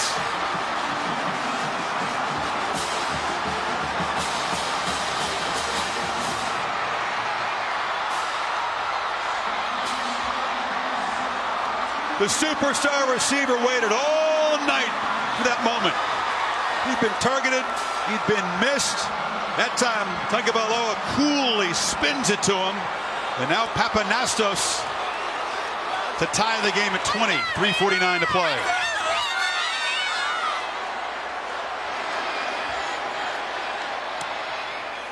Alabama. 20 points after halftime, all with Tagovailoa at quarterback. So he's going to look to his right to hit Ridley right away, but you're going to see Dominic Sanders get in the way of the route. Right here, look at his eyes. He's trying to go right here, but you have Sanders who takes that away. What's great is Ridley doesn't give up on the play. Keeps working against man-to-man, pulls away from Aaron Davis. A great effort, and how about the moxie and the poise by the young freshman quarterback sitting in that pocket. 4th down, game on the line potentially, and he throws an absolute rope. On the run, defense closing in on him, throws it away from the defense, and Ridley makes the play. There's no structure to that play. That's just street ball in downtown Atlanta. Nick Saban says, finally, we're back even. And that decision to pull number 2 there, Jalen Hurts, 25-2 as a starter, right now looking like a genius move. No doubt about it. Took guts to make the move. Definitely has created a spark.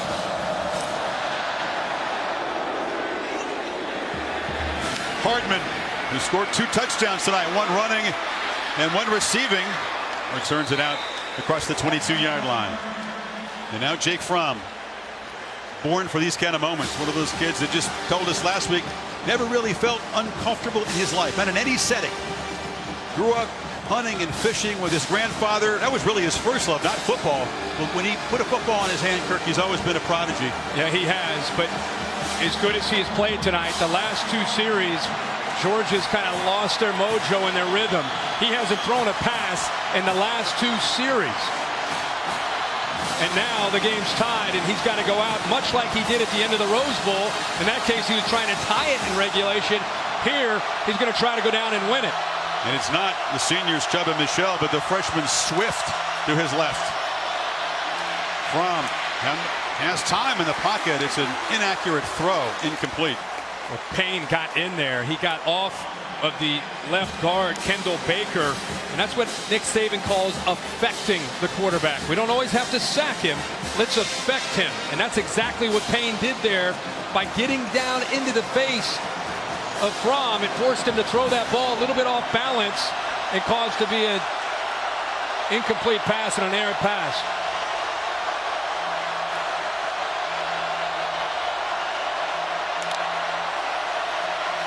Tide rush 4.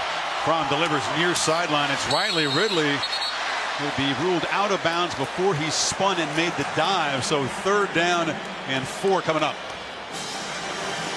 Ridley's been there for him all night, and often it seems like they're on the right side.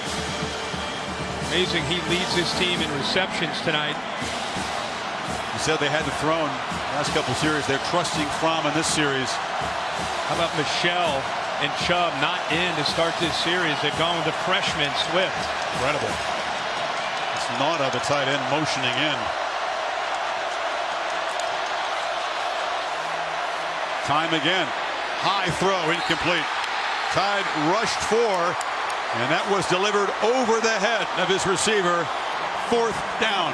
It's the first time tonight it just felt like Fromm was a little bit out of sync, maybe just trying to force the throw a little bit. Most of this night we've seen him comfortable, we've seen him confident. In that series, I don't know if that was all him or some of Alabama in good coverage as well, but it felt different on that series from Fromm here late in this game. Nice look to punt it to Trayvon Diggs. Tide really haven't made a big impact play in the return game really all year. It's a good punt. Diggs is driven back to the 20. 1 cut up the middle, effective return to the 35. 2:55 to go. And the freshman who hadn't had a meaningful snap all season long off the bench in the second half. A chance to win Nick Saban's 6th national championship. A year ago, He's leaving Hawaii and enrolling in college at Alabama, trying to figure out where the dorms are and where is he walking around to go to class. And Jalen Hurts continues to support him, which is one of the coolest things I've seen tonight, being a great teammate. Tagovailoa's family moving from Hawaii here to Alabama. His younger brother's a talented prospect in high school too.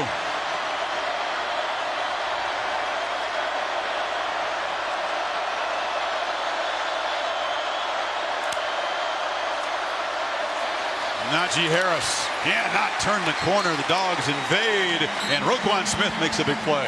Defensive line eating up those offensive linemen. The young freshman that's in there for Jonah Williams. Alex Leatherwood's playing a left tackle spot. He tried to get up to the fleet-footed Roquan Smith to no avail.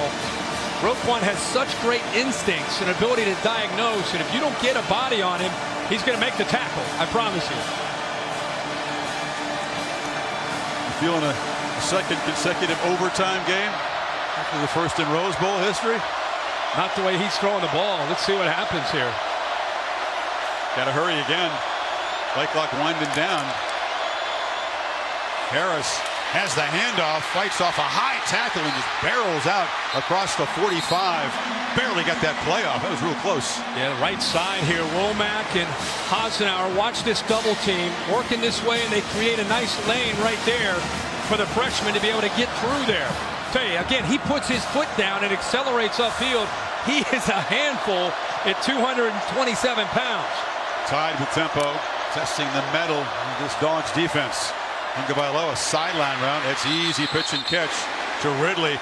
Be careful, Calvin Ridley starting to get involved now. I'm very surprised. It looks like we have a flag down. We're going after Malcolm Parrish all night. Surprised Georgia's not putting a safety over top of him. Personal foul, face mask, defense. Parrish guilty of the 15-yard penalty. As he was tackling him, took a stiff arm from Ridley and then grabs onto the face mask as he's going down.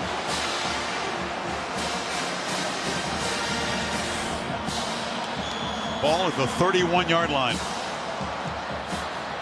Already in fringe field goal range for the senior Papanastos.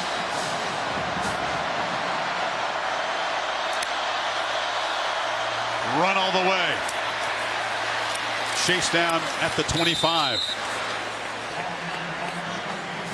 Boy, great job by the left side again. True to their word. The coaches, we said, well, you've got four talented backs in Harris, Scarborough, Jacobs, and the freshman Harris. How do you pick who you're going to play at a crucial moment? They just said it's kind of a feel. We just kind of feel it out. And you got Najee Harris out there playing in the biggest moment of the year for Alabama and playing well. 2nd and 4. They play a little cautious here. Well within field goal range. Run left. Bounced hit, and he'll be knocked out right at the line of scrimmage. 3rd down now. Big Jonathan Ledbetter that time was the difference maker. He's able to get by that freshman Leatherwood. It's been a battle up front when both teams have tried to run the ball. Reggie Carter also coming over to help out. Georgia led it 20-7. Playing the 3rd quarter. Bama 13 straight points behind the freshman quarterback and freshman running back, and big play by the senior receiver. 3rd down. Keeper. Tagovailoa lowers the head, shows the power, and gets a first down. He just ran over the senior Sanders. Yeah, he went right over top of him. Mentioned how strong he is, his lower body for being a young player. People forget that he can run the ball, and he's not only slippery and quick, but he can be powerful. This is a big 3rd down and short. Dominic Sanders comes up. Safety up at the top, comes down quickly along with Carter. He's right there to make the play. Talking about a guy. Tagovailoa lowers that shoulder and gets more yards. Yeah, he's never started a game. Tagovailoa barely played, running over a dude who's making his 53rd start in college football. And making himself an instant legend in the football lore of the Crimson Tide. Bama can finish off this drive with a game-winning score. Papanassis has struggled from the left hash earlier tonight, missing one. Sugar Bowl against Clemson, also from that left hash. Yeah, his last two misses before the one early tonight hit off the left upright. And his opening miss tonight, you're right, was an ugly one.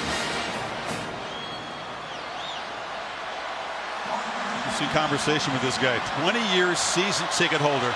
Crimson Tide games, his family. Going to games his whole life, Brian Denny. Straight keeper, and Tungabailoa moves it to the right hash. They're getting away from that left. Get off that left hash. Georgia calls another timeout. I mean, you just have to think about the whole college football community out there watching, players, coaches. You know, you go through so much in the off season as a team. Every team out there, winter conditioning, getting up at 5 in the morning, go through spring football, two-a-days. Sweating, you sacrifice, you commit so much, hoping to be able to have a great year. And these two teams have been able to climb all the way to the top, winning in the semis, and now here they are tonight, and we're at 20-20 with 49 seconds left. And it may come down to a young man who didn't get a scholarship offer from his beloved Crimson Tide. Papanassis had a good career in Oxford, Mississippi, loved Ole Miss, but had a chance to sort of transfer back. Adam Griffith was a good kicker. That's why he didn't try out for Alabama in the first place. Transfers back, trying to stay calm. Georgia now out of timeouts. Bama still has the two. Damian Harris giving him a few words of encouragement. You got this, man, no problem. Now they're just probably going to work, controlling the clock, work this to the middle of the field.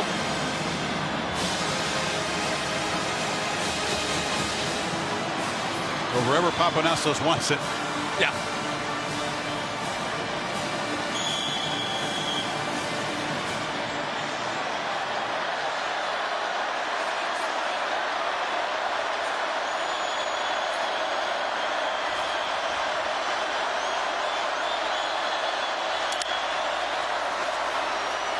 One to the right. Tungabailoa knocked down at the 15. They'll keep that field goal attempt. Looks like on the right hash. The clock continues to run. Kickers, the punters, and the holders and the snappers spend most of their careers, Kirk, at different fields in the offense and defense, working in solitude. Absolutely. The mental part, trying to get the muscle memory down. Papanassis is a really good golfer. He compares kicking to golf, trying to get that swing down so it's just automatic under pressure. He's going to get his chance. Tungabailoa is under center. Play clock winding down, and this will be it. Saban says, wait a second. You got that a little too close. I wanted a timeout. 6 seconds remaining. Mad at his quarterback. He's frustrated because he wanted to run the play and then call the timeout, not let the clock run all the way down. Here was Papanassis' first attempt. 40. Timing was just never there, and he got a little aggressive with the plant foot. Made the correction later on. Did a couple of them. Remember, you and I were at the Rose Bowl, and it came into overtime, and then it went into double overtime, and Lorenzo Carter was able to use his entire body at 6'6", 243 to be able to block a field goal in the second overtime. Right there, hung in the air forever, got his right hand on the ball and able to knock that away. You can bet he's going to be thinking about trying to have another opportunity to try to get up in the air and knock it down again. Look who's back in the game at quarterback. Jalen Hurts is in the huddle now. His first snap of the second half. On 3rd and 6, Saban preferring the steadier hand, at least in terms of experience. Well, it's because they're probably going to move over to the left a little bit and get a quick timeout.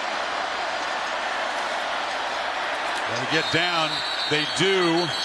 And this will be the final play to decide whether or not Alabama will roar back and claim a 5th championship in 9 years and prolong Georgia's drought in painful fashion. A miss, of course. We headed overtime.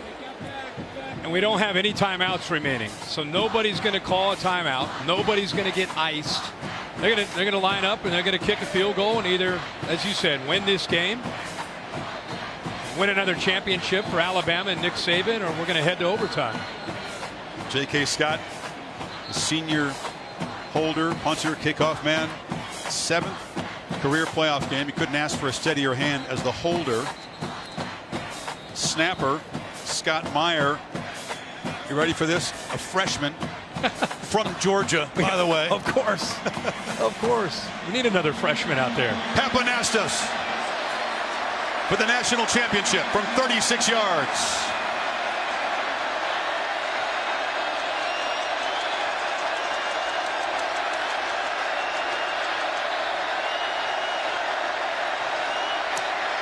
No!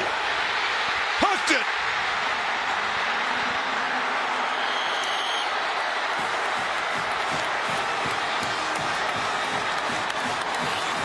The Dogs have life, and we're headed for overtime. You feel for any kicker comes up short in that situation. Yeah, you do. That was one when you miss it that bad. That's pressure. That's pressure getting the best of you. He slipped there with his left foot. His plant foot looked like it slipped a bit.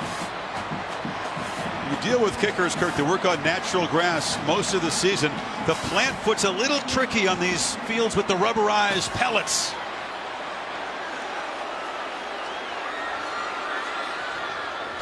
Alabama, a chance to win it. We're going to head to overtime. Find out who's leaving here with a trophy.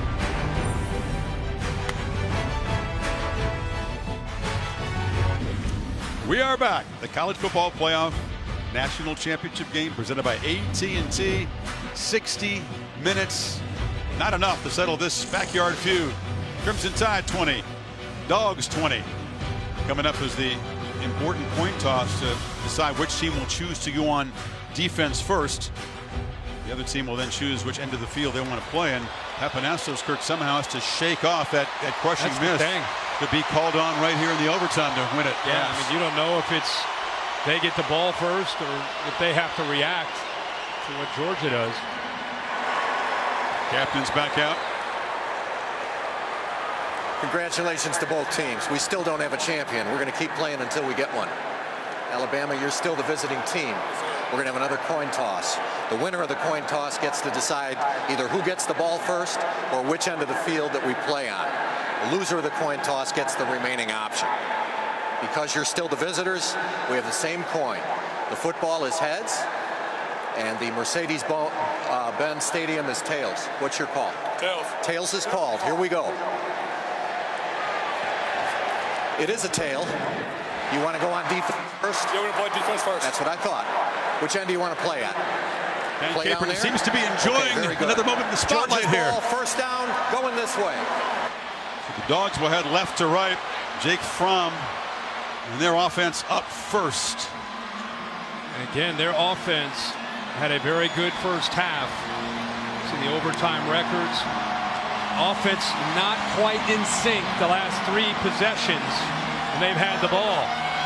Georgia in that win on the Rose Bowl got that field goal. Baker Mayfield and Oklahoma had a chance to win it in the bottom of the first, but the Dogs defense rose up, forced a field goal attempt. Then the Michelle touchdown won it at the bottom of the second. And just for you at home, this stadium's about 60-40 in favoring of Georgia. They are at the Georgia end of the stadium. There are a lot of Georgia fans down here. The eerie quiet, the kind of weird tension that accompanies an overtime in a big college game.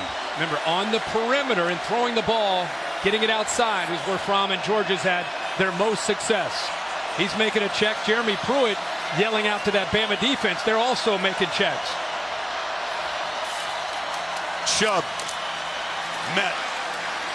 Battles for just a few yards. You got to believe in your offensive line to test the front of the Tide on that play. Absolutely. It's almost like Jeremy Pruitt and the Tide defense baiting the young freshman, giving him a certain look, knowing that he's willing to make checks at the line of scrimmage. And as soon as he started to come up to the line and make a check, instantly Jeremy Pruitt making the call out to Rashaan Evans and Mack Wilson to make the check with him. Chubb behind the fullback Payne. He's got it. Cannot get the corner. Levi Wallace stopped him. It's going to be 3rd down. Boy, Minka Fitzpatrick anticipating, again, that pin and pull scheme where the outside receiver and the tight end try to come down and crack block, and then they pull that right tackle outside. By anticipating that, he was able to get upfield and force Chubb back underneath and inside where the rest of that Bama defense was. Remember, Wims is not in the lineup. His favorite target. He's been going more to Riley Ridley, number 8. Now it's Michelle in the game, 3rd and 6. Pressure, flushed, sacked, way back at the 35-yard line. It will be a very long field goal attempt coming up. A great move here by Lewis, moving around. Payne goes here, and he comes free. You can see that the center, Gilliard, 53, just not agile enough to move with Lewis, and he comes in clean and comes up with a big sack. Papanastos from 51 kicked a 55-yarder in the Rose Bowl. And there's Blankenship trying to give Georgia the lead.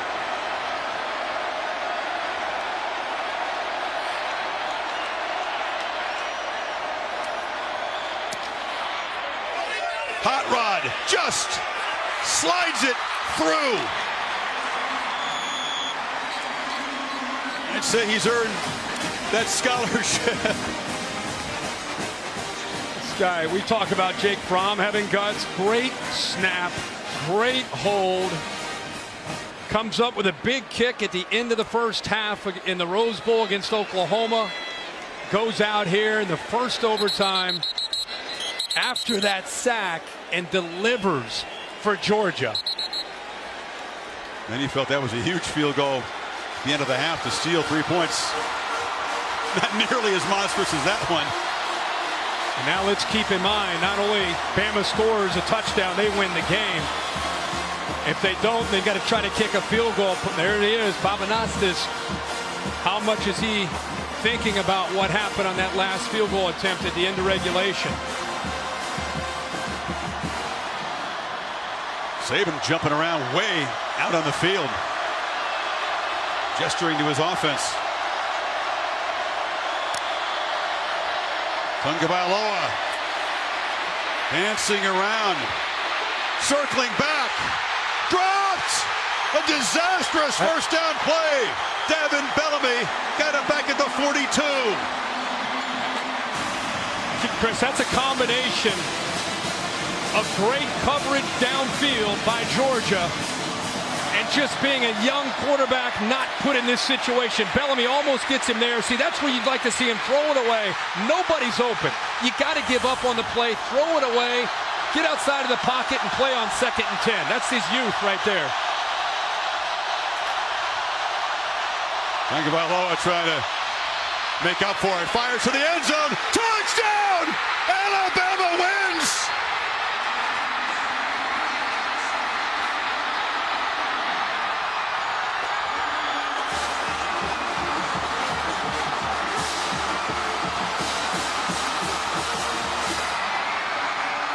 The Crimson Tide will not be denied. True freshman to true freshman. Tagovailoa to Devontae Smith. Alabama breaks Georgia hearts. Nick Saban back on the summit where he has caught the bear with his 6th national championship. Bama has won 5 in 9 years. And how fitting, Chris. On a night where we've talked so much about freshmen, it's true freshman to true freshman to win the game for Alabama. A 41-yarder after the sack, delivering the victory in overtime to Alabama. To Tom Rinaldi. Chris, Nick, you just said is that answering questions. Was that a good game or what? How do you describe what you just coached through? Well, I'll tell you what, the resiliency of our team to come back in the second half. Tua did a great job, gave us a little spark. Defense picked it up to overcome the adversity of missing a field goal in regular and then go and win the game in overtime. It's a great football game. You got to give Georgia a lot of credit. They really played well in the game. And I'm so proud of our players for the way they come back in the game after the first half we played was not very good. What led to the decision, and what did you tell Tua? Well, I just thought we had to throw the ball in the game, and I thought he could do it better. And he did. He did a good job. We made some plays in the passing game. So, hey, it's just a great win, man. I'm so happy for Alabama fans. Great for our players. Unbelievable. After what happened last year, losing with 1 second to go, the mantra all season was finish. How did you coach your team to do that tonight? What spirit did they show you, Nick? Well, I told them in the beginning, I said, look, all we got to do is execute. We made so many mistakes in the first half. I mean, we were shooting ourselves in the foot left and right. So I said, if we just go have poise and focus to execute like we do all the time, that's who we are, we'll have a chance to get back in this game. And the players believed it and came back and did a great job. Your 6th national championship. You tie Bear Bryant for most in the poll era. Take a second and hear that.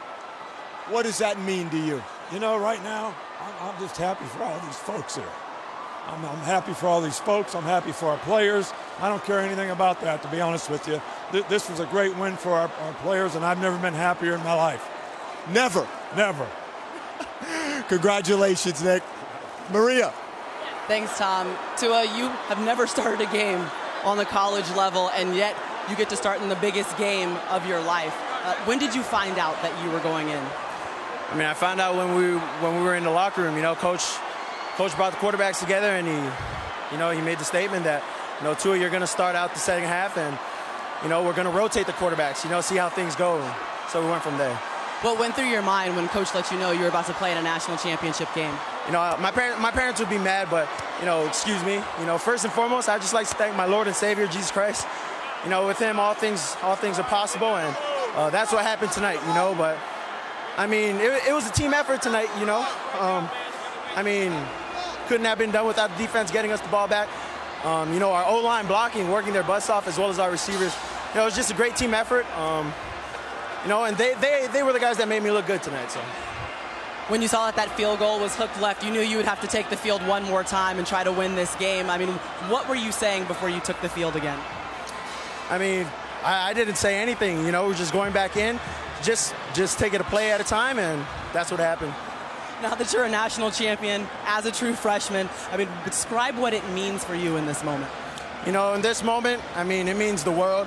But at the same time, all glory goes to God. I can't describe what He's done for me and my family. Who would have ever thought I would have been here, right now, in this moment. So, I thank God for that, and I just like to thank my teammates and Coach Saban for giving me the opportunity. And describe what you saw on that final game-winning play. They had split safety. The safety on Devontae's side, on the single receiver side, he tried to disguise his coverage.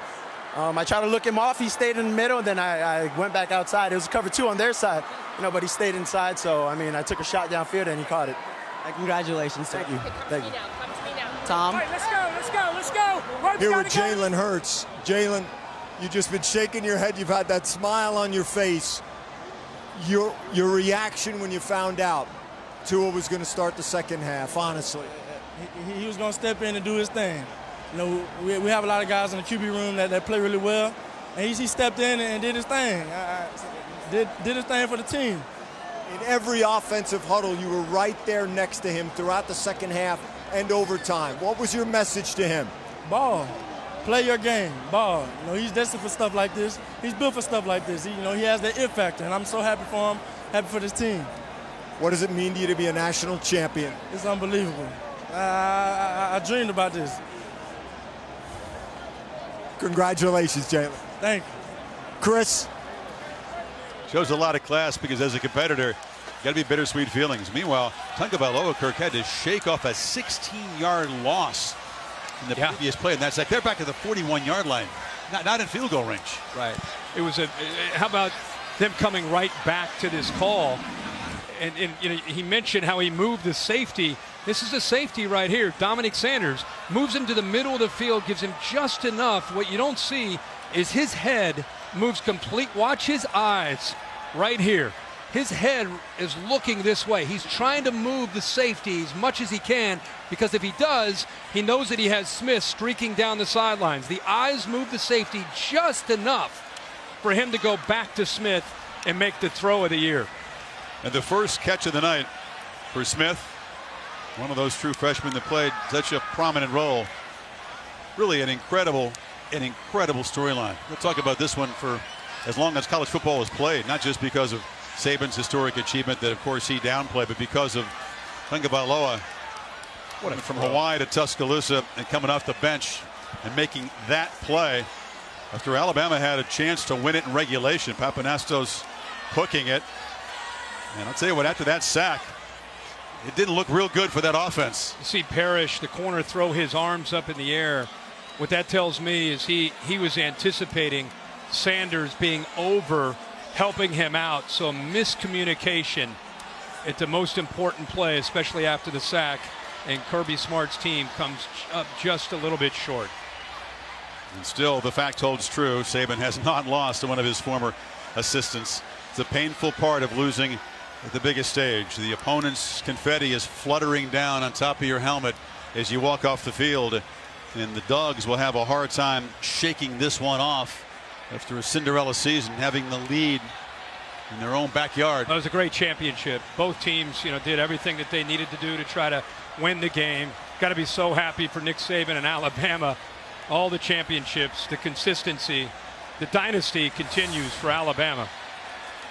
Another pillar in this golden decade, this dynasty that most thought we'd never see. Saban inherited a program that was sort of a laughing stock. Our final score, Alabama 26, Georgia 23 in overtime. Back after these messages with the Ford Escape postgame.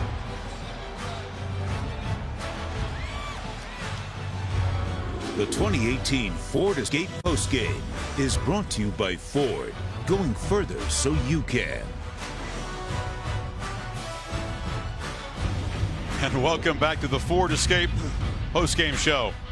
A championship game classic as the Tide come off the mat and win it in overtime. Coming up next, it's Sports Center with Scott Van Pelt. A full breakdown of the championship game, lots of opinions and analysis.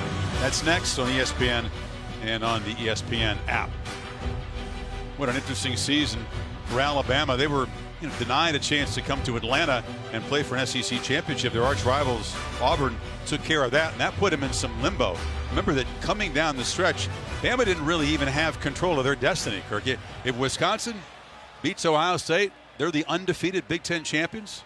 We'll never know, but perhaps Bama excluded from the bracket. There were skeptics and doubters. I think that really fueled them in the Sugar Bowl against Clemson. What fueled them in this comeback was remembering, and they've talked to us about it time and again, the pain of losing last year's final. The pain of losing, but Tagovailoa sparked them.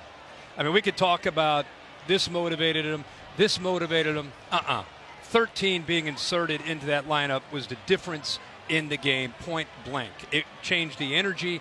He led them. There was a flow and a consistency to that offense. They were able to attack downfield. They just, and he played with poise. And so, and I think the defense even fed off of what he sparked and what he provided. So it's fitting. Alabama was doubted. There were questions sitting there for, and they proved everybody wrong by winning it all. It's not like Saban hadn't considered the move. He had, but he finally made the move tonight. Yeah. Therese Davis for the trophy presentation. I would say that one was worth staying up late for, wouldn't you? What a fantastic finish to this college football playoff. Alabama winning it for the second time, doing it in overtime, and now to present the national championship trophy from the college football playoff, the CFP Executive Director, Bill Hancock. Thank you, Reese. First of all, I want to congratulate both of these fine teams for a great effort tonight and all throughout the regular season. And now it's my honor to present the national championship trophy to Coach Nick Saban and the Alabama Crimson Tide.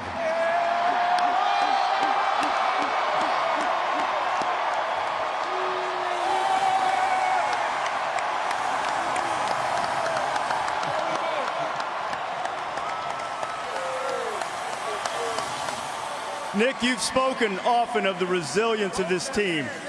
How would you describe how they responded after not making the field goal at the end of regulation, then having the sack and still finding a way to make the play to win the game? Well, I think the big thing that showed the resilience of the team is the way they responded at halftime after being behind 13-0, not playing very well in the first half. But I'm telling you, they just play the next play, man. Just keep playing the next play. Great competitors on this team, great mental toughness, and I'm really, really proud of this team for what they did tonight. What were your emotions as you watched the ball fly through the air? Couldn't believe it. I could not believe it. Did you know touchdown? I know we were running Seattle, which was 4 streaks, and when I saw Smitty come open on the other side and Tua threw it, I said, this is it. You remember having a win that was that meaningful and that exhilarating in terms of the way it happened? I think so, but, you know, there's lots of highs and lows. You know, last year we lost on the last play of the game, and this year we won on the last play of the game. So these kids really responded the right way. We said last year, don't waste a failing. They sure did the way they played tonight. Nick, congratulations on the national championship, your 6th. Nick Saban winning for the 6th time. Now let's bring in the offensive player of the game, Tua Tagovailoa. Tua, you come in, second half, throw for 166 yards and 3 touchdowns. How would you describe your emotion when you found out we were going into the game? You know, first and foremost, all glory belongs to my Lord and Savior, Jesus Christ. Without him, all things aren't possible. And, you know, another thing, I like to thank my teammates. You know, I like to thank the defense for giving us the ball back. I like to thank the O-line for, you know, just blocking, and it was just a team effort, you know, and without them, it couldn't have been done. So it wasn't me, you know, it was all of them. And, you know, I'm glad we got to do this. After the sack in overtime, tell me what you saw when you threw the ball to Devontae Smith. They tried to disguise their cover 2. And when I dropped back, I looked the middle safety down, the cover 2 safety inside on the 3rd receiver coming over. And I just went back outside, and Smitty was open. So I took the shot, and here we are now. You got the championship. Tua, congratulations. A wonderful performance and a great comeback. Now let's meet the defensive player of the game, Deron Payne. Deron, you've had a tremendous playoff, both in the semifinal and tonight. What changed after the first half for you guys defensively? I think we went in and just wanted to get mentally back right. And I think we came out the right way, and everybody came out and wanted to fight hard. And my team did a great job in competing. After the end of regulation, you didn't win it there. What was it like on defense for the overtime period against Georgia? We just knew that we were going to come and fight hard anyway and win. If he made the kick, we still were going to win it. So it just didn't matter. We were just ready for the long run. Deron, congratulations on the national championship. Deron Payne, Chris, the Alabama defense fought back, kept them in it, and then a spectacular finish to this college football season. Hi, Rashawn. How are you? I feel amazing right now. Well, Rashaan Evans is a guy that suffered a grisly injury on this field in the opening game against Florida State. I mean, you talk about muscle ripped from bone. He fought through all that, worked so hard to get back and be a leader on this defense. He deserves to celebrate. Coach talked about the resiliency of his team when they were down at half, 13-0.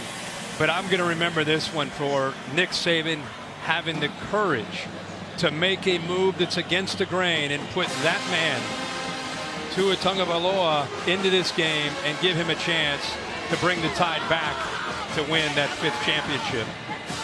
His parents had relocated from the native Hawaii to Alabama to be close to their son. He's got a little brother who's a heck of a quarterback prospect just down the road from Tuscaloosa. Wow.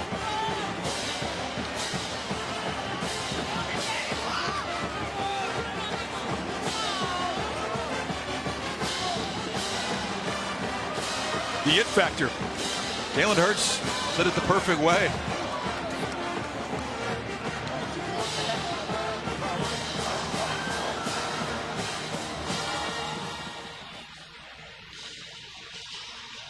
There's Devontae Smith, who made the touchdown catch, and the Bear rolling along there, 6 national championships.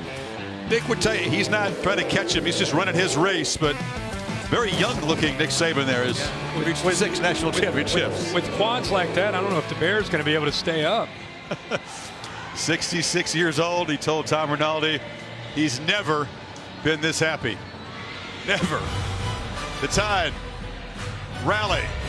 Take it away from Georgia on the final play, 26-23. Back with more. The 2018 Ford Escape postgame is brought to you by Ford. Going further so you can. The Ford Escape post-game show.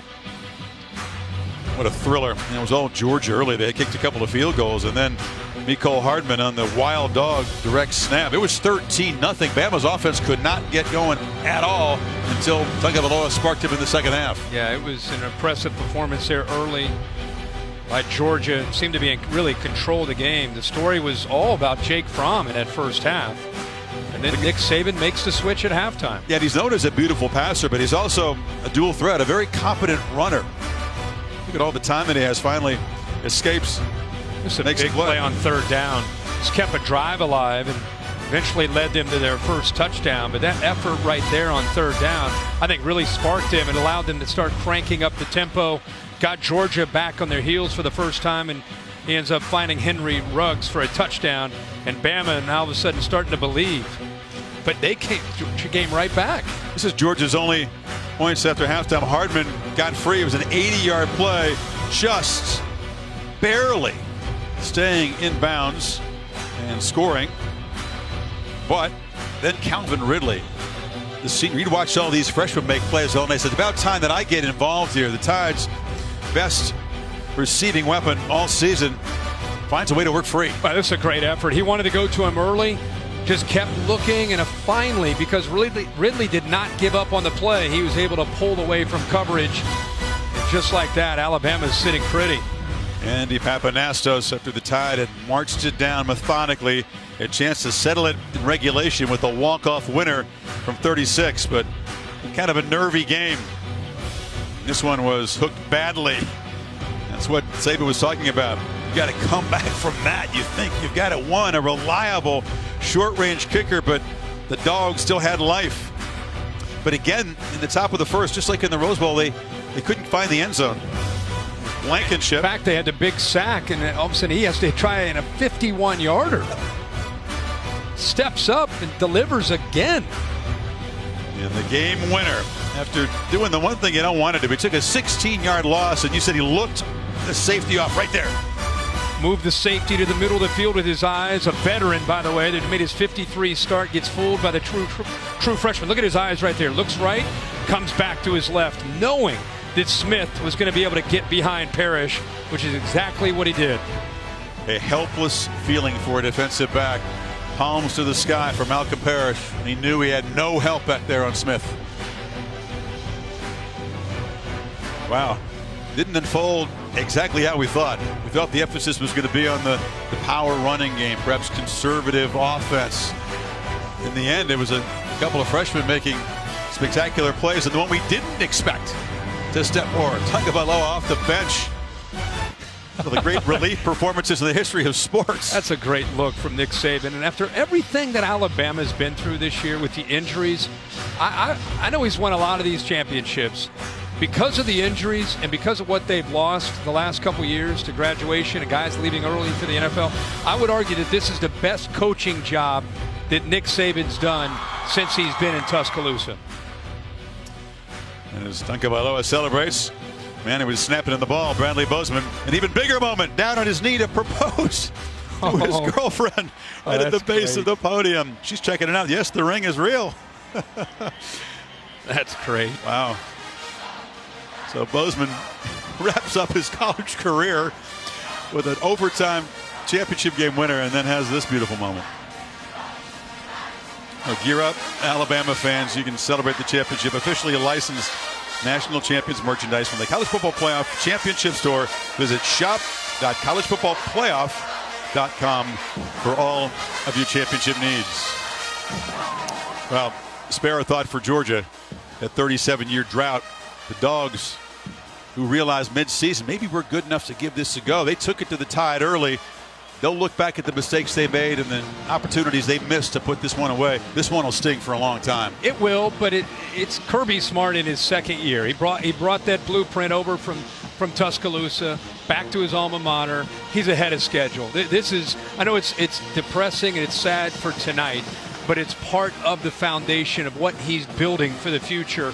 They'll learn from this. They'll be able to grow. He's not going anywhere. Georgia's not going to go anywhere with Kirby Smart in charge. They're going to continue to recruit well, and the young players will remember this night, very similar to the way Alabama used the loss to Clemson as motivation. So congratulations. I'd rather congratulate Georgia, as sad as this night is for them, on a great year, and eventually maybe that pain will subside and they'll be able to get back and excited about next year. In time, the seniors will move on. It's a great senior class, but it's fair to say this might be one of Smart's least talented teams because the way they're signing recruits, they got the top-rated recruiting class for the next year. They're already working on 2019 recruits. So we're going to see Bama and Georgia, I think, back on the big stage wrestling for trophies. Yeah, absolutely. But, of course, tonight's about Alabama. Yep. Unbelievable. Nick Saban, Crimson Tide, congratulations. Another championship. Dramatic fashion, back-to-back national championship games, won in the final play. A year ago, of course, Bama took the lead. Deshaun Watson marching down the field, winning it for Clemson with 1 second to go. Bama waiting a year to turn the tables and break Georgia's hearts. Micah Fitzpatrick, one of the warriors of this Alabama team, took a shot to the kidney last week, didn't matter, just kept going and played big again in this ultimate game. Alabama, another national championship. Crimson Tide back on top of the college football world in a game that we'll never forget here in Atlanta tonight.